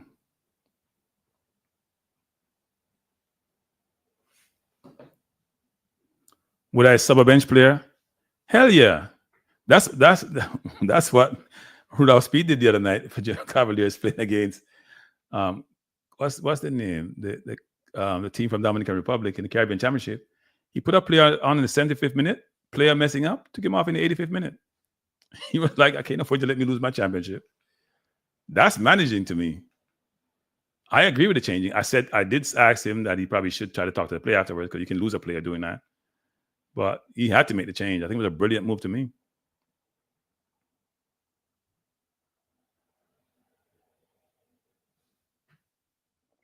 Monaco is pressuring us now. We're not handling the pressure well. Trying to find out the game and it's quicker, watch live.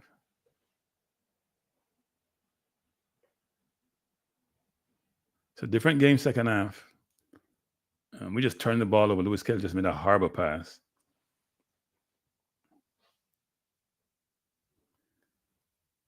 Good move by Raya. Monaco trying to go over the top. I think they've started to run out of ideas, but we're not playing as well as we did in the first half.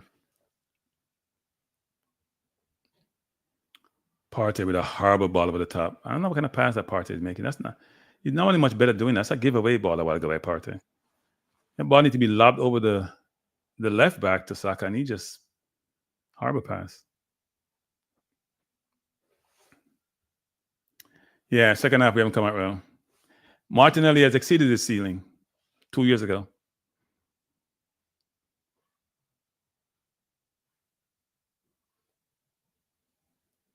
Now we're trying to press second half. And they're finding ways to break the press. And Partey can't get Partey is back. Saka, he needs help from Saka.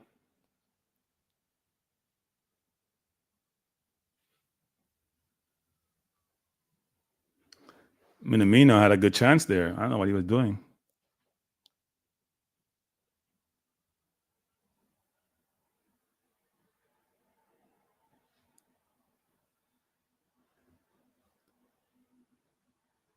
We're under pressure second half, people, which is not shocking because they're trying to play more football now. They're coming out because they have no choice. They're on 10 points with us. They're trying to get the 3 points. At least get one.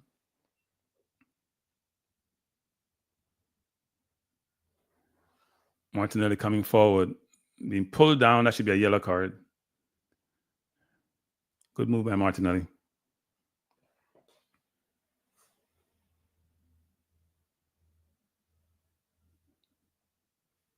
Player holding on for dear life.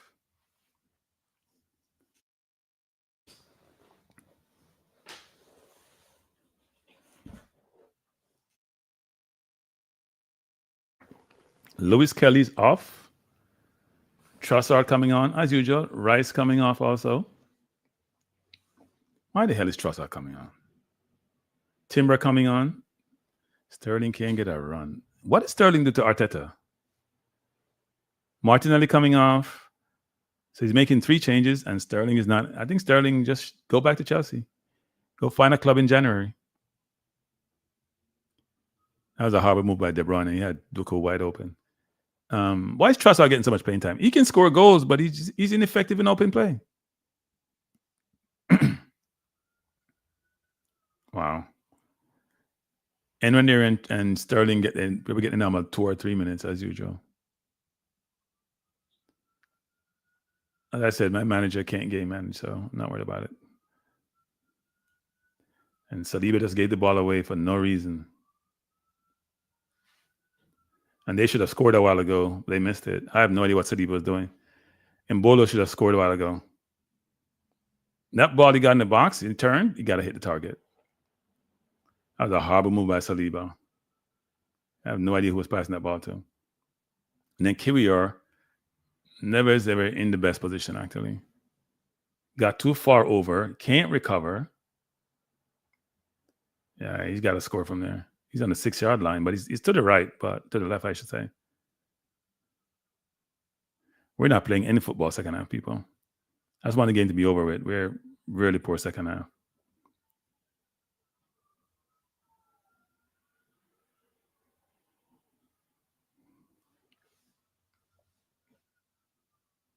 I think Arteta has given up on Sterling. I wouldn't be surprised if Sterling doesn't go back to Chelsea in January. You're not going to get a game at Chelsea, but you got to find another loan move if you want to save his career. Arsenal thing is not working.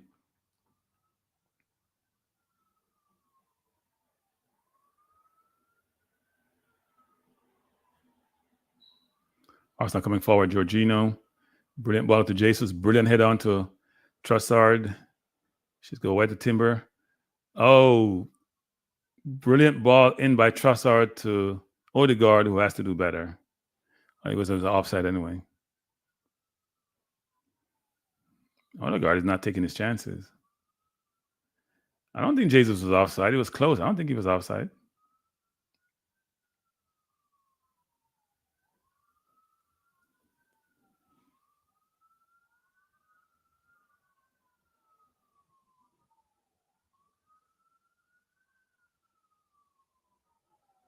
We're gonna turn around and give this game away, people. I'm telling you. The way we're playing. Our team can't take the chances when they get them. Woes coming on for Juventus versus Man City. Man City dominating possession, but they can't score. Monaco coming forward, putting pressure out wide. And the best left or right back in football, Timber won the ball back. I think Timber is the best right back in the Premier League. Our best left back, for that matter. That's just me.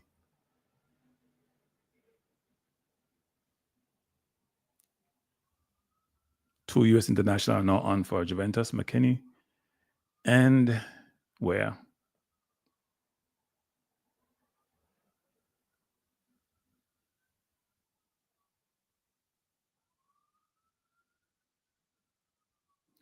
Why is Kyrier trying to hold the player? Kyrier, you ain't got no sense.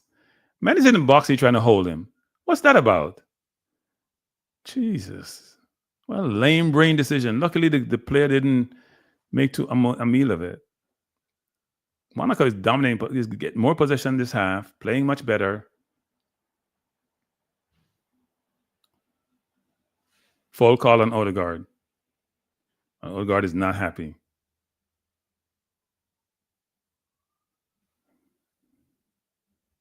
Saying the player was holding me versus the other way around. Yeah, Kyrier almost gave something away in the box. It's stupid play. Look at that. Pulled the man around. You can't be more dumb.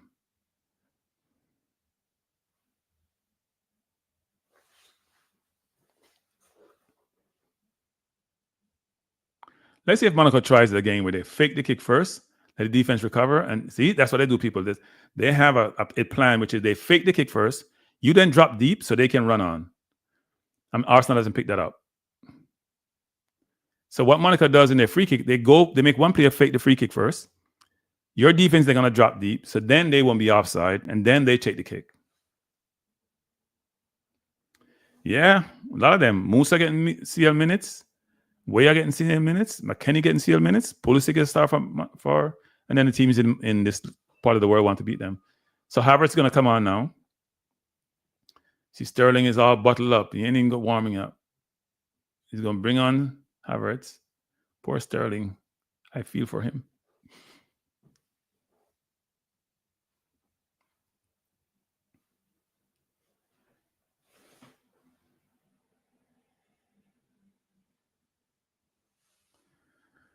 So probably going to bring on Havertz for Jesus. Havertz a waste of time, people. We not see why Havertz on the field. Now create nothing. He may score, but the way we're playing second half anyway, I'm not sure we're going to do anything.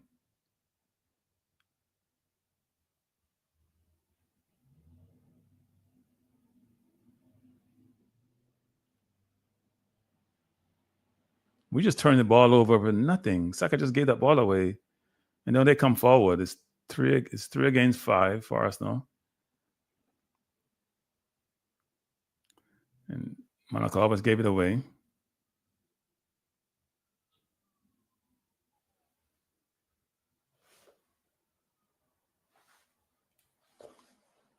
This game has gotten tighter, people. We had a chance to win in the first half. We didn't take it. And now Monaco, to me, is in the ascendancy. But we're not creating anything.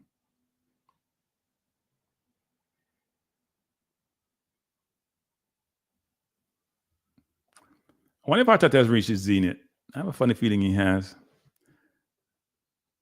We were good 2 years in a row. This year we've had some mishaps between injuries and red cards, but I don't know. Manager not impressing me. His decisions.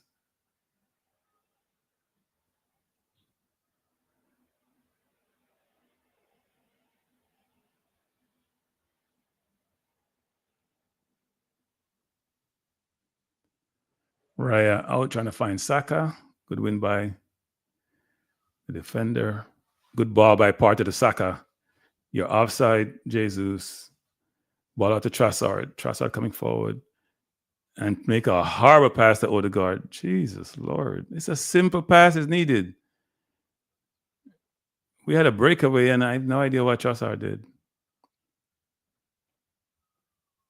Good ball by out to Trossard. He has an easy pass to make people and he passed the ball. No touch on the ball when he passed it. No one can convince me that Trossard is more effective than Sterling. I'm not buying that.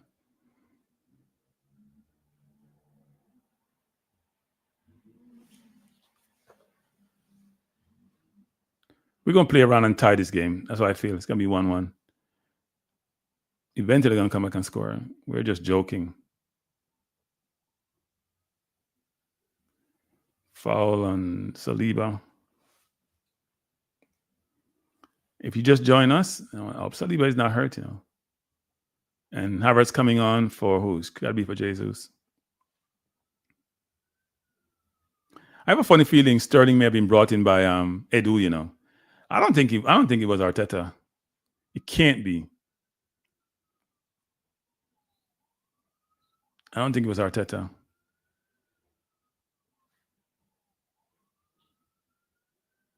True love to Juventus. Man City is wide open, people. They can't defend to save them lives.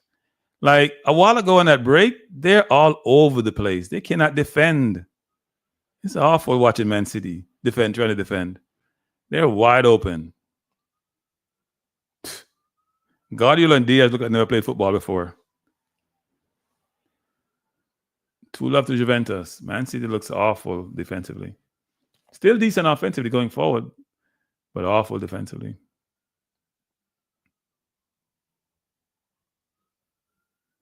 Arsenal coming forward. Saka to Odegaard.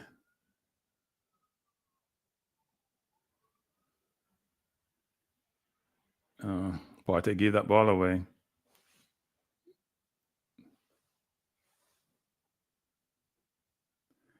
And we are pushing the ball sometimes. One ball is beating 4 people. Monaco coming forward again.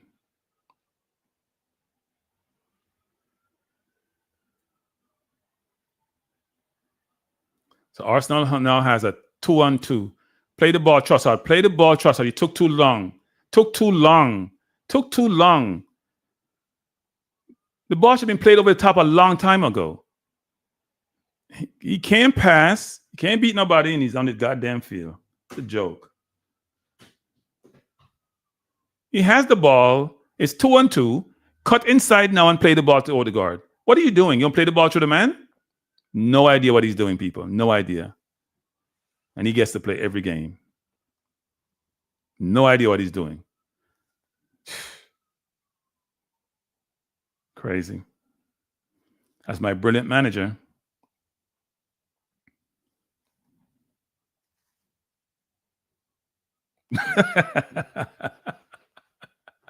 I got a text. I won't say from who. Person's cooking at home, watching Arsenal, fell asleep and almost burnt their food. So boring we are. And Partey is making a lot of mistakes now. I think these players are tired, people. They're making mistake after mistake after mistake. Just passed the ball to nobody a while ago. Passed the ball to nobody. Odegaard trying to drive his team. We have Martinelli and Trossard on the left, make poor decision, and still get to play game after game after game. Game after game after game, they get to start. And we have Nwaneri and Sterling on the bench, and they get 2 minutes and 1 minute.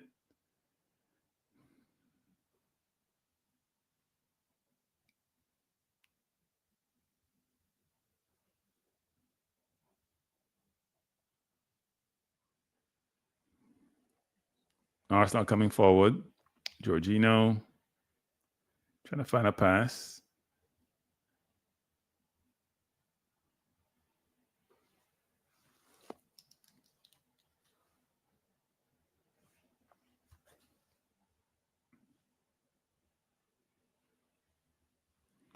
Arsenal slow build up again.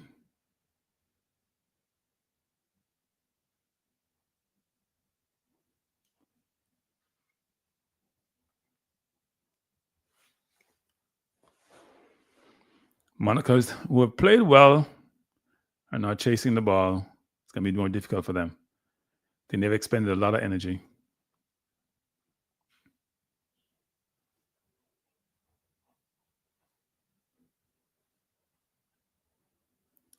Arsenal trying to go along. Ball out of bounds, throwing to Arsenal. 76th minute, Arsenal leading by 1-0.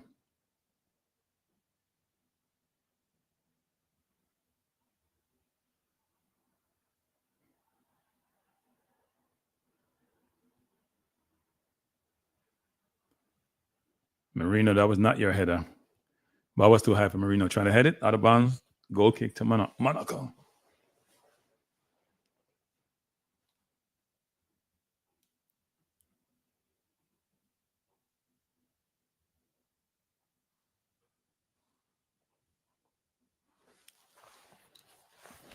I thought he may be good on the training ground, but he's not good managing games at all. Saka's a sitter. Monaco gave away a goal. They've been trying to give away a goal all game, and they gave one away. I am not impressed with our performance. That's horrible by Monaco's defender.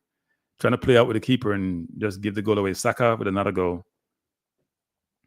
That's horrible by Monaco. Horrible.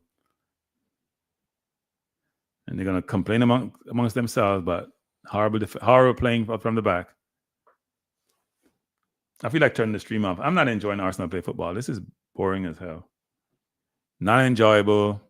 Not enjoying the changes. Look at this. He has the ball. He plays it to Sassuolo, who's trying to go to the keeper, who's not moving for the ball, who's not aware that Havertz is there, and that's horrible.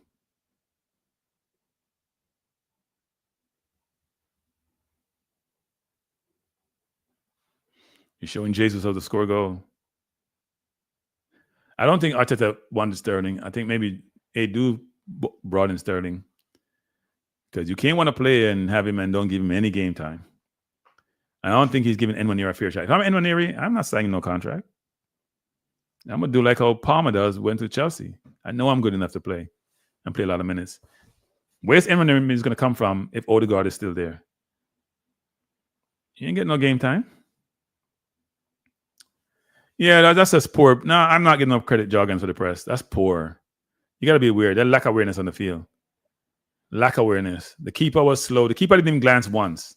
Keeper is in his own world. Emaneri coming on, by the way. They're trying to keep him, I guess.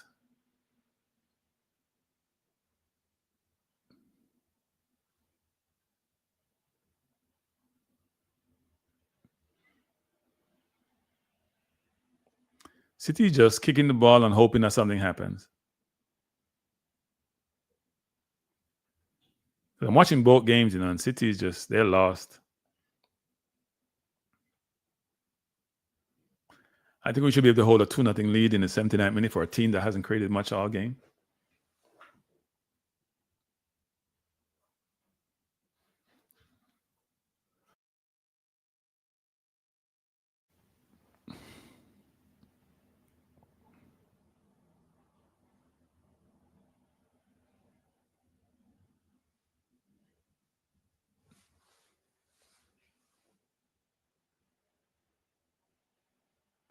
Brilliant move by Timber coming forward. To Partey. Partey to Saka. Saka into Timber. Timber wide to Partey, back to Timber. Timber turning over. Bad decision by Timber. That pass wasn't there. Sometimes we have the ball in the corner. We just slow, methodical with it, not going anywhere.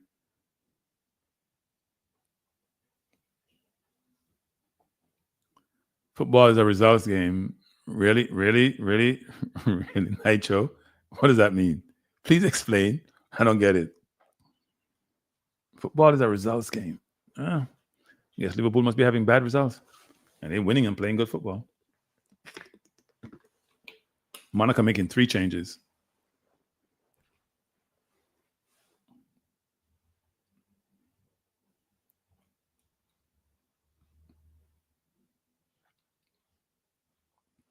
Monaco was a little bit overmatched. Some decent young players, but I think they're overmatched. We made the game look hard. Slow playing, missing chances. Yeah.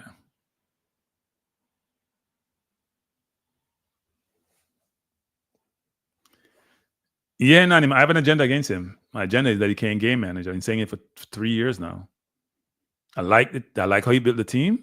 I like how he gets them ready in training. I like how he built the defense. Don't like how he built the forward line. We don't have any forwards. No center forward. But his game management is atrocious. And the way he made changes is not much better. So if you say that I don't like the coach, that's fine. Why do I, when I criticize certain people about certain things, people say I don't like them? Like when I criticize Bailey, like you don't like Bailey. What the hell does that mean, people? I have no agenda against anybody. I'm going to call it like I see it. If you call out certain people, people say you have an agenda. What agenda? The agenda is learn how to game manage, for Christ's sake. Martinelli has a yellow card in the first half. He had 2 opportunities in the first half to get another yellow card. He should have gotten another yellow card. You put him back on the field and he's playing poorly. That is awful management. Awful. You can't convince me otherwise. And this manager, you're not going to keep winning a bunch of stuff. So you can say, no, he's brilliant because he's winning. He's done a good job of building Arsenal, making us a tough team, making us competitive. But he won 1 FA Cup in his first year. He's now in his 5th year. Hello? Most teams, if you're Chelsea, you get fired a long time ago. Yeah, you got to believe that. No agenda here. No agenda.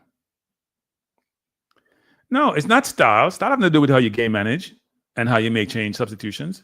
His game management is off. He doesn't know when to change people and put people in the game. He's like he's watching the football and he's so into the football, he's not observing what's happening. I get frustrated with incompetence. I'm sorry. I do. Now, people are going to say, Cranky, you think you know everything, but I think I know what good looks like. And that ain't good. There is no good manager who put Martin at the back on the field. None. This ain't got no sense. Who would put Martin at the back on the field when he has a yellow card? Should have gotten 2. He should have had a red. We should be playing with 10 men. And he's having a bad game. You put him back out there. And you know how he plays defense because he works really hard. That's lacking thought. Lacking logic.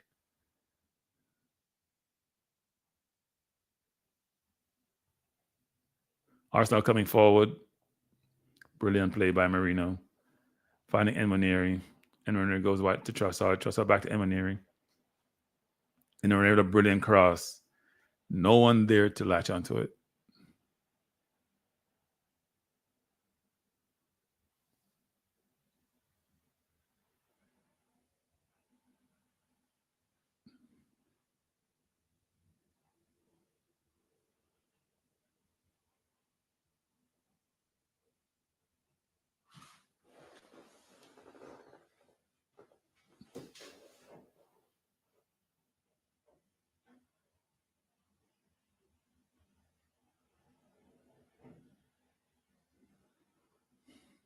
We're in the 84th minute. Arsenal leading by 2-0 against a Monaco team which is bereft of ideas. Not the best competition. We made the game look harder than it should be. I'm not having any post-game show, people. I don't like to watch paint dry. I hate watching paint dry.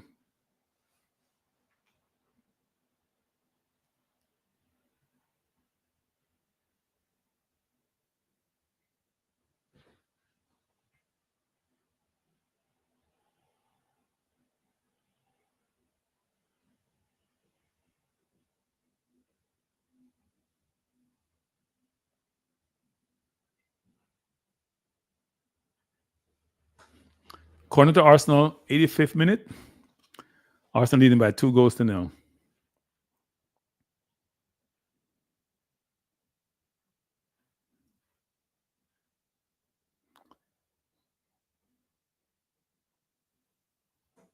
Virginia with the ball forward to have Hazard. to Trossard. Doesn't know what he's doing.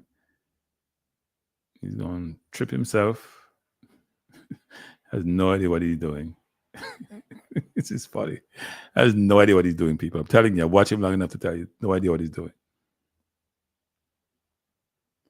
This kid just touched the ball. Enoneri is a special talent. Special talent. In other games, City down 2-0 Juventus in the 88th minute, and they don't look like scoring any day, anytime soon. They had the best chance in the first half, but Haaland missed it, and that was it. Trossard out to Saka. Saka coming forward, looking for a pass, plays it out to Enoneri, who's going to shoot. Oh, straight to the keeper. He's trying to go for a corner.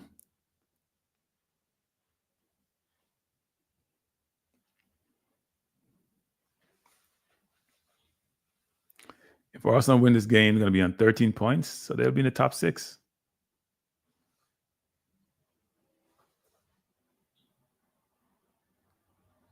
And they should win because Monaco can't pass half line anymore.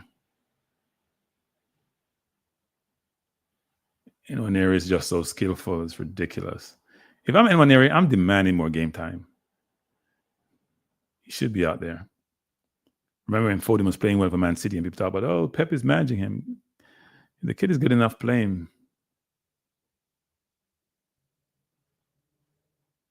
And the same thing Palmer did. Palmer's like, I'm good enough. I'm going to Chelsea and see what he's doing. Bless up. Oh, no, how are you doing? Not a goal. Is that a goal by Havertz? And now we're going to him on the score sheet. We're going to tell me how much goal he scored. Man ain't doing nothing to score. Then his stats going to look good. Both Havertz and Saka today. Saka has another great game, but they got 3 goals between them. They're going to be starving of the game, and they didn't do too much.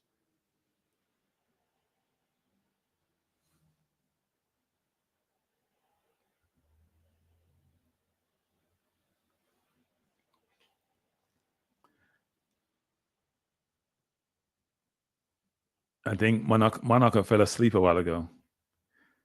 Good cross by Trossard. He was onside. I think Sassuolo was keeping him onside. Not Sassuolo, but the player down low was keeping him onside, actually. Saka shot with his right foot. The defender, it's an old goal, actually. It wasn't Havertz who scored. He's trying to claim it. That's not Havertz's goal. Let me see it again. No, that's a defender own goal.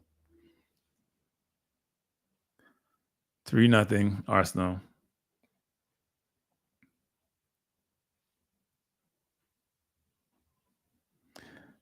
I hear you, Nitro. He should be playing. When you're that age, you just want to play football. That's all you know to do. You're young, you're fit, you're strong. Barcelona could say the same thing about their play out there, right? Play for Spain. Play for his country against all them senior people out there. Yamal, right? Didn't Yamal play for Spain?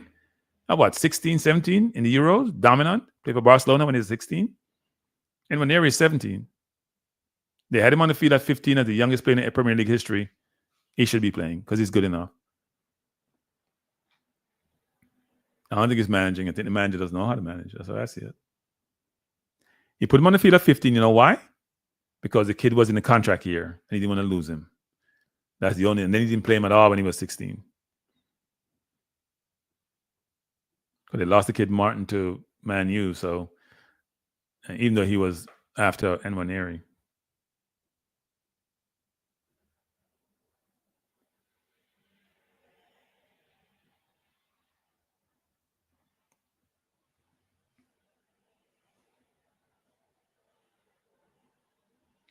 If you just join us, we're in the 89th minute. Arsenal leading Monaco by 3-0.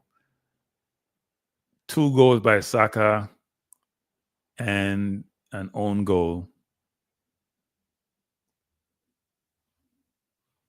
by Monaco. Pep, I don't know what Pep going to talk about. Pep. I don't know. It's not Pep, it's the players. I'm going to blame Pep. It's the players. They just can't defend anymore.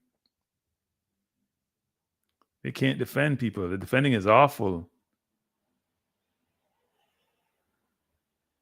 And when Nero got a chance right there, he could have scored that. He probably should have stopped it first, then kick it. Juventus won by 2-0, and City got the first chance, you know.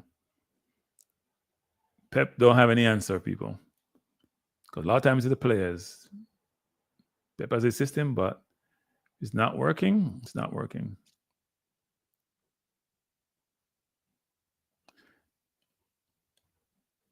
And when got so much talent, he knows how to drop a shoulder.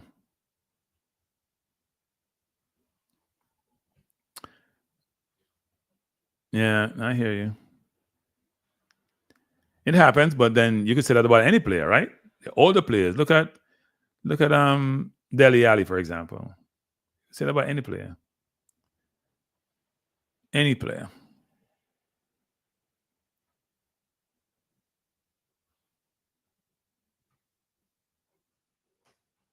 I don't think managers destroy the player. Players sometimes don't.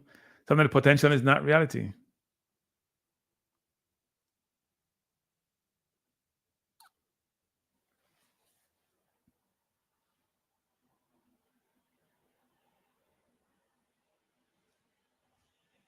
I mean, once Trossard didn't celebrate a goal because he thought he should be starting.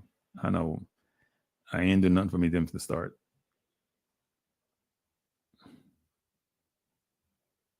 He caused us 2 games this season. I don't think he won any.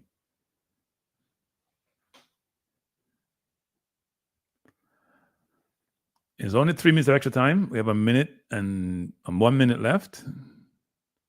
Well, Haaland looking ordinary nowadays, people, isn't he? Part of his problem is he's just a goal scorer, and if he's not scoring, he's useless.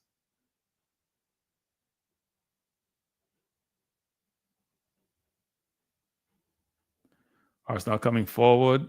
Kiwior trying to find Timber behind the defense. Why is Timber so high up the field? Why don't we just settle down and just 3-0 and go home? Why is Timber so high up the field?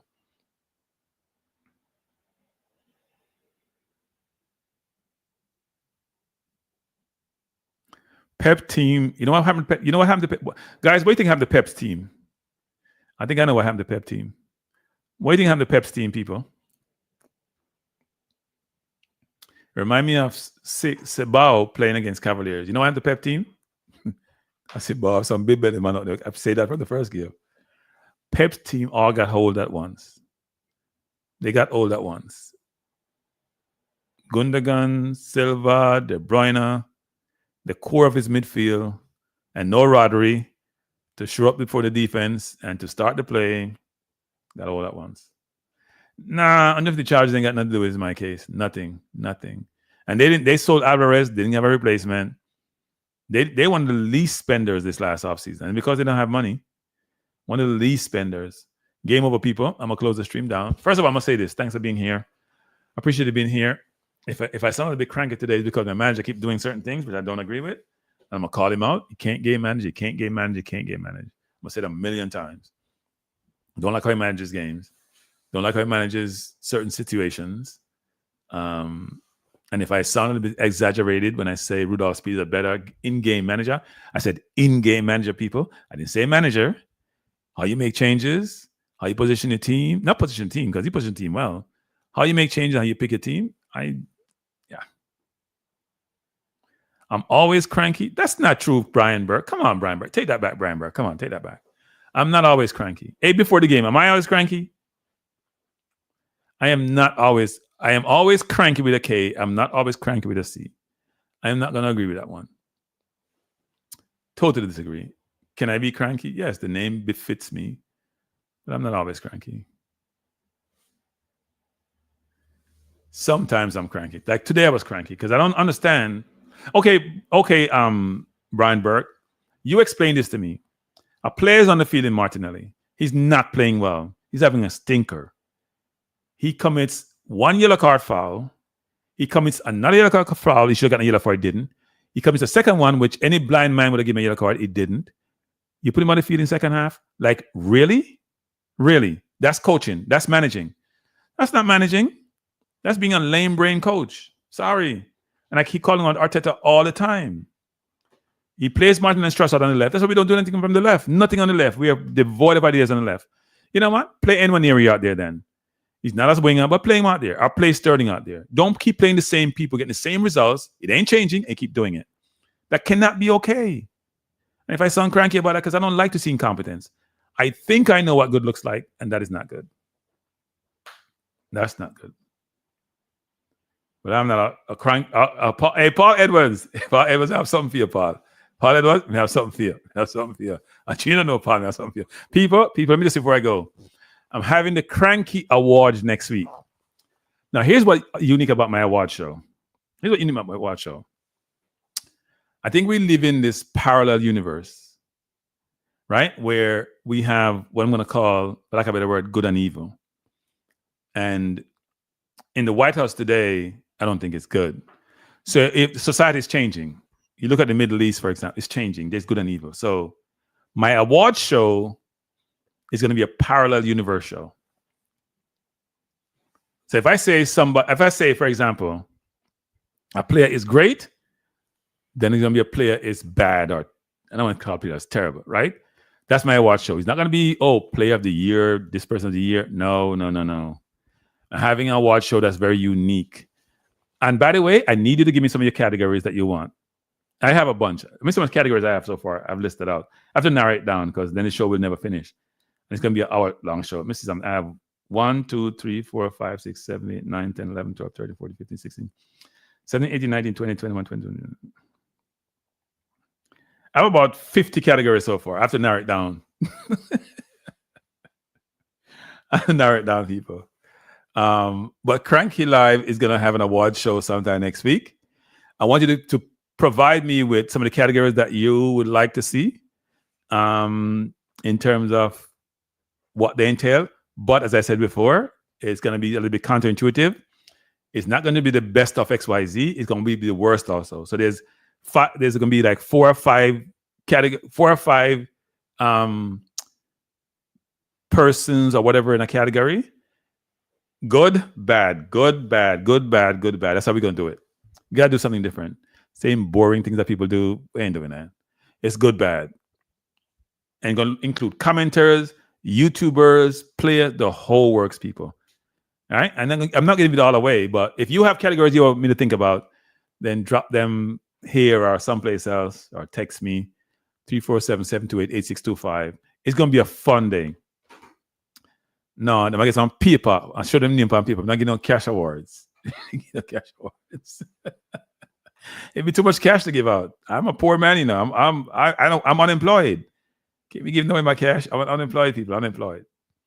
But think about it. But it's going to be a very unique, Cranky award show. Cranky 2024 award show. We're going to promote. I'm going to promote it. If I do any more shows between now and next week, I'm going to promote it. And then we're going to have a day when we have that show, people. People should turn up. It should be fun. So the old people in the comment section, for example, you're going to be part of the show. You're going to help me with the selection. First of all, you're going to be the ones who select the winners. No, I don't invest in Nitro. I don't invest in things I don't understand.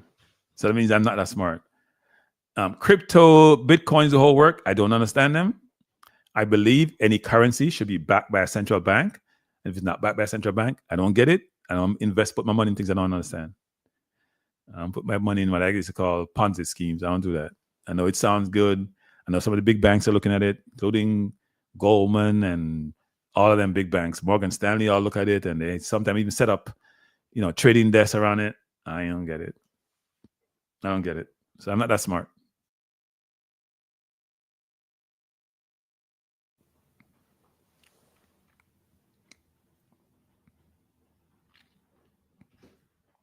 So before the game is trying to convince Nitro or something, or complicate things. Don't complicate things before the game. It's simple. It's a results business. It's about the destination, not how you got there. That's how Arteta is proving. But he ain't winning. People, at the end of this year, Arteta would have been, at the end of December, 5 years at Arsenal. In that time, he's had a chance to win how many trophies? 15, I would think. Right? 15? He's won, no, which 15? Plus the league is about 20, right? Okay, you have League Cup, FA Cup, Europa or Champions League, and then you have the league title. It's about 20 trophies for a team where you spend like £500 million He win one FA Cup with Emery's team, not his team. He's built a good squad, but he don't know how to manage them. He's not a game manager, I should say. They're not a game manager. Yeah.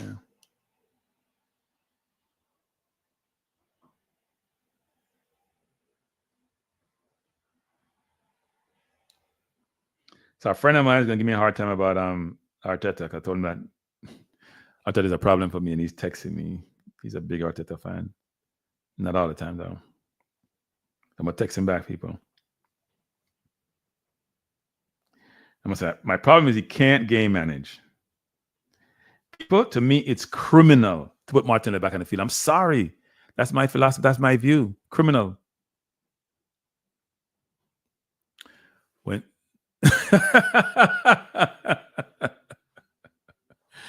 you can't win no title by default. It doesn't matter. You ever see when the Olympics, when they want to give you a title after the race done and all, it's like people complain about VAR and they can't celebrate because of VAR. It's even worse when it comes to getting titles 2 years after or 3 years after. Who cares? City won it. They won it on the field. So before the game, so it don't matter. You can't win no title by beating nobody directly. Did City cheat? Yeah, I think they cheat. Not alleged. They cheated. When they have Mancini being paid off the books, they worked the numbers to fit them, right? They weren't self-sustaining. They made a lot of decisions, which when you look at the charges, they look like they're almost irrefutable. So, yeah. But is Arteta my favorite manager? By the way, people, I'm not asking for Arteta to be fired. I like Arteta as a manager. I just hope he get an assistant who can help him make changes when they're to be made or pick his team because he doesn't know what he's doing. Sorry. Now, Lewis Kelly today was very, very good, by the way. Very good. Played really well. Very good playing. Very good. Like the kid. I wonder what is his background. Do you guys know where Lewis Kelly? Because you know how Jamaicans are, you know. If you can walk and chew gum in the English Premier League, we want you. So where's Lewis Kelly? What's Lewis Kelly's background? Even though England's gonna cap him as soon as possible. Mourinho's looking for a title. Mourinho ain't winning no more title. He's too controversial.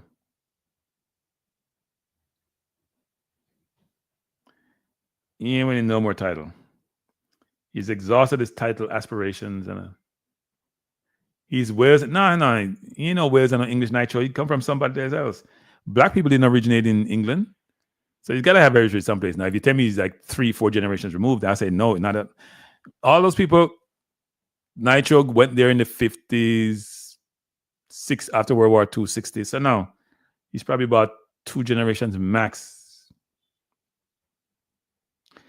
He said, Lewis Kelly's parents are both British and his grandparents are mixed. Caribbean heritage, Barbados, Guyana, Jamaica, St. Lucia. Hello. He ain't saying Vinci, no. Vinci's not here, you know. St. Lucia, Barbados, Guyana, Jamaica. So the only team he can play for is Jamaica. Because Barbados, Guyana, and St. Lucia not good. See my view, people? Lewis Kelly at Jamaica. Hey, Jeff if not recruit nobody. Hey, Devon. I hope you watch this channel. Devon, go on do your recruiting because Jeff if not recruit nobody. He has Jamaican heritage, but he also has a bunch of other Caribbean islands. A mix up. Because Jamaican have in there some place, not people have in there. Jamaican males like to reproduce. They just don't like to take care of the responsibility. Let me get out before I get myself in trouble. Before I get myself in trouble, people. Guyana can play football. Everybody can play football, Vincent. So does St. Vincent. But they no good. They brought up a number of English players, and they're getting better because they have oil money. But they're not competitive enough. Yeah, hey Nitro, I'm doing a program on that. When you guys go on my Balanced View channel, by the way, anybody in the chat, I have a channel called Balanced View, BALANCED views, right? Please go and subscribe to the channel because I do want to do a lot of programs and I have some juicy topics, people, but I'm not doing it until I get monetized, which is 1,000 subscribers and 4,000 view hours. Them topic there, them too juicy. I don't want to do them on this channel because it's a sports channel, and I've been doing a few on this channel. I'm going to stop doing them. Maverick listening, I'm going to give you the nonsense meter. Maverick doesn't listen to me. That's why I'm taking a break from his channel, from his calling show. But Maverick, I heard Maverick today, right? Maverick was talking to someone. People, I'm not doing any post game for Arsenal. So Maverick was talking to some caller called in, agreeing with his nonsense about favorites and favored. You know, he's a favorite team versus the favorite to win the title. Liverpool is not favorite to win the Champions League, or favorite to win the Premier League. They're in a favorable position. And somebody called in agreeing with him, and he's like, it's a brilliant call. That's what he does. If you agree with him, you're a brilliant caller. You're exceptional. Magnificent. But if you disagree with him, even though you're logical, you get nonsense meter. That's how he works. So it's his show. He can have the criteria. He can have all he wants and do it all he wants. I'm going to be very selective when I call him, if I call him again. Yeah, I did invite him on my show. I don't think he's going to come, though. I haven't gotten a good feedback about him coming. And me having him on the show is not to beat him, actually. It's just to have a conversation. But yeah, the market is the Dow down today? The Dow is down. But the NYSE is up and NASDAQ are up. It's good. All right, people. Let me say, first of all, thanks for being here. I appreciate you being here. I'm not going to do I was going to do a show later, you know. But it's a balanced view type show, so I'm not going to do it. I'm going to do a show tomorrow. People, if you know anyone who wants to listen to something other than sports, please tell them to subscribe to Balanced View. I'm asking you because I do want to. I have so much topics I'm preparing for, but I'm not doing them on Cranky Live, and I'm not doing them when Balanced View is not monetized. So if you can if you can solicit people to subscribe to my Balanced View channel, I would really appreciate it. And I did the video the other day. I did do something about the murder of Brian Thompson, the CEO for United Healthcare. So if you haven't watched that video, watch it. I think it's decent. I got some good reviews on it. I tried to do a 10-minute video, not the more long one. The detail would have mattered more, but yeah. I did ask politely. What do you mean? Wasn't I polite in my asking you to subscribe to Balanced View? See, I'm a Jamaican want that money in the nitro. As I'm not talking about in the nitro. You cannot do something with the goodness of your heart. You want a fee. In nitro, you want a fee. That's honest, you know. So nitro, should you give me a fee to come listen to me? You ain't give me no fee. Because even the fee you're supposed to give me, which is your first of all, I don't ask for super chat. It's another thing, people. I'm trying to do this. I'm not asking for super chat. I'm asking for a subscription, not super chats. Okay? Which suggests, and those are free. Because I know Jamaicans want to love freeness, but not give it freeness, you know. Want to give it freeness at all. Not even people come on the channel, they don't want to hit the like button. They're reluctant to hit the like button, people. Goodness of heart can't put on fire. I think it's in the Bible. It says if you do good, you will receive good too. Isn't that what it says? I haven't read the Bible in a long time enough. I'm at 30, me get up. But isn't that what it says in the Bible? Do good unto others who will do good unto you. I think that's what it's saying now. Anything the itch of my memory in a star.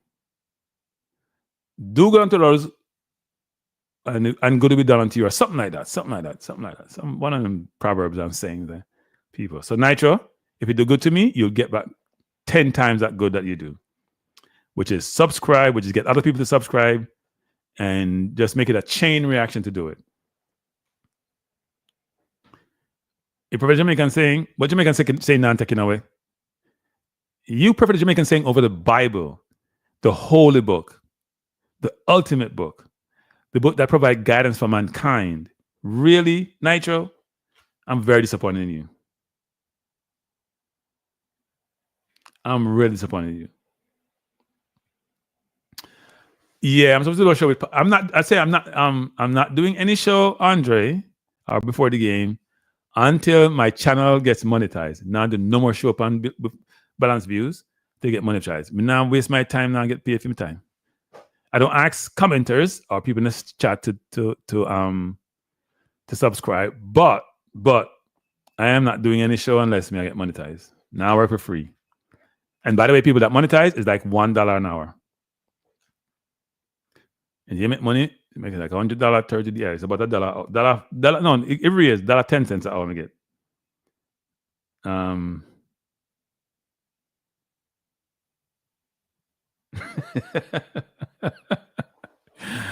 So what a Jamaican saying is that you can make one unalive. I still find we come up with the most interesting thing and sayings actually. Unalive. Wow. Unalive. Just no. I already started. I already started the channel. I just want people to subscribe to it. Because if I do shows on it, no, Nitro. I'm telling you, not Nitro. The topics I have are juicy, Nitro. If you do it without it, then it's a waste to do it. Seriously, they're juicy topics. Juicy. I have about 3 or 4 of them. Juicy. You know what I do? Some I do. I'm gonna do some Trump thing every day and try to get some Trump followers. I'm gonna tell everybody to support Trump. He's the best thing since sliced bread. He's gonna be a great president. I bet me get ton. You know what? I'm gonna do that. We get ton of subscribers. You know what? People may find the elixir, may find the solution, people. Me go up on the channel and say me love Trump, and Trump is going to be the greatest president in the history of the United States. He is in the comeback trail. He's like Muhammad Hadi, lose a fight, come back and knock out. You know what? I'll work in my pocket. Because when I had Balance Video started, when I had about 10 subscribers, I did a Trump video and I get 1,600 views, people. So I think I find a solution.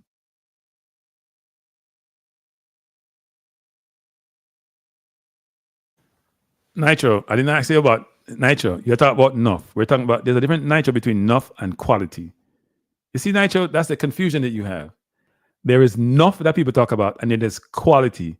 You can have enough people that play football, but how much very good footballers you have. See, you conflate the thing and confuse the thing, Nitro. Enough? You have enough. Of course, you have enough people that talk about politics. What am I talking about?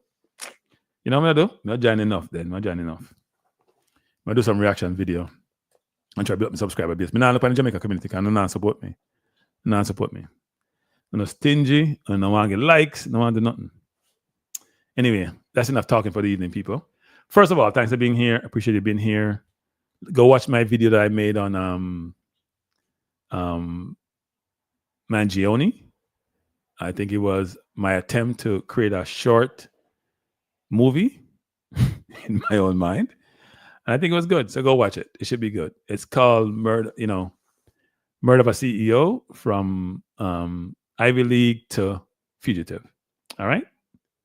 The link, I don't even know what I did with the link. I may find the link actually. And if you're just coming to my channel, people, if you're passing through, hit on the Balance View link. If you want some quality. I'm trying to find it. If you want some quality,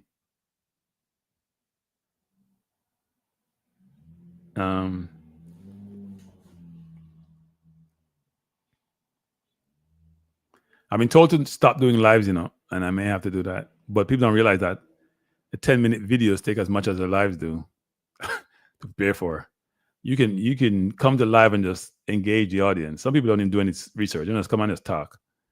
But when you do 10 minutes, if you're doing it right, not just talking. I just dropped the Balance View link, people. So subscribe to the channel. Am I an evolution person? No, I'm not evolution. Actually, I do believe in omnipotent being, but I am not the way people do, in a sense, actually. Not the way people do. I have a different perspective on all of that. Yeah, I have a different perspective on all that. I do believe in omnipotent. I mean, it's tough, just given if you really are thoughtful about the universe and how it works and what we learn, and the more we learn over time. But Pasta and I will have that debate at some point. Maybe in the new year. I have to prepare for Pasta. I can't just go debate Pasta. So we'll talk a lot. So we need to have a good moderator. Pasta, we can tap me on the table. All right, people. So I'm gonna say, please subscribe to the channel. Have a wonderful evening. Arsenal again won by 3-0 against Monaco. Probably some of them created about 5 or 6 clear-cut chances that they should have scored, but didn't. Man City lost again. The crumbling of an empire should be a show on that and why they're crumbling. They all seem to have gotten old, one of the oldest team in the league. And it's showing that the sport may be a mixed game. I won't say a young man's game, but a mixed game. All right, so people, Have a good evening. Let me set my outro thing. Yeah, I put my hit song on here now. Have a good evening, and I'll see you when I see you. Peace out.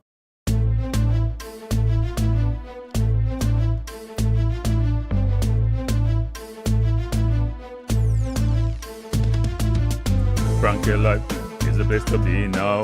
For the best sports talk, and it's free, yo. Cranky life will be your guiding light by keeping you informed both day and night. Cranky life, tell them. Cranky life, heed them. Cranky life, want them. Cranky life. From the course to the field, we'll never lose because Cranky has the hottest news.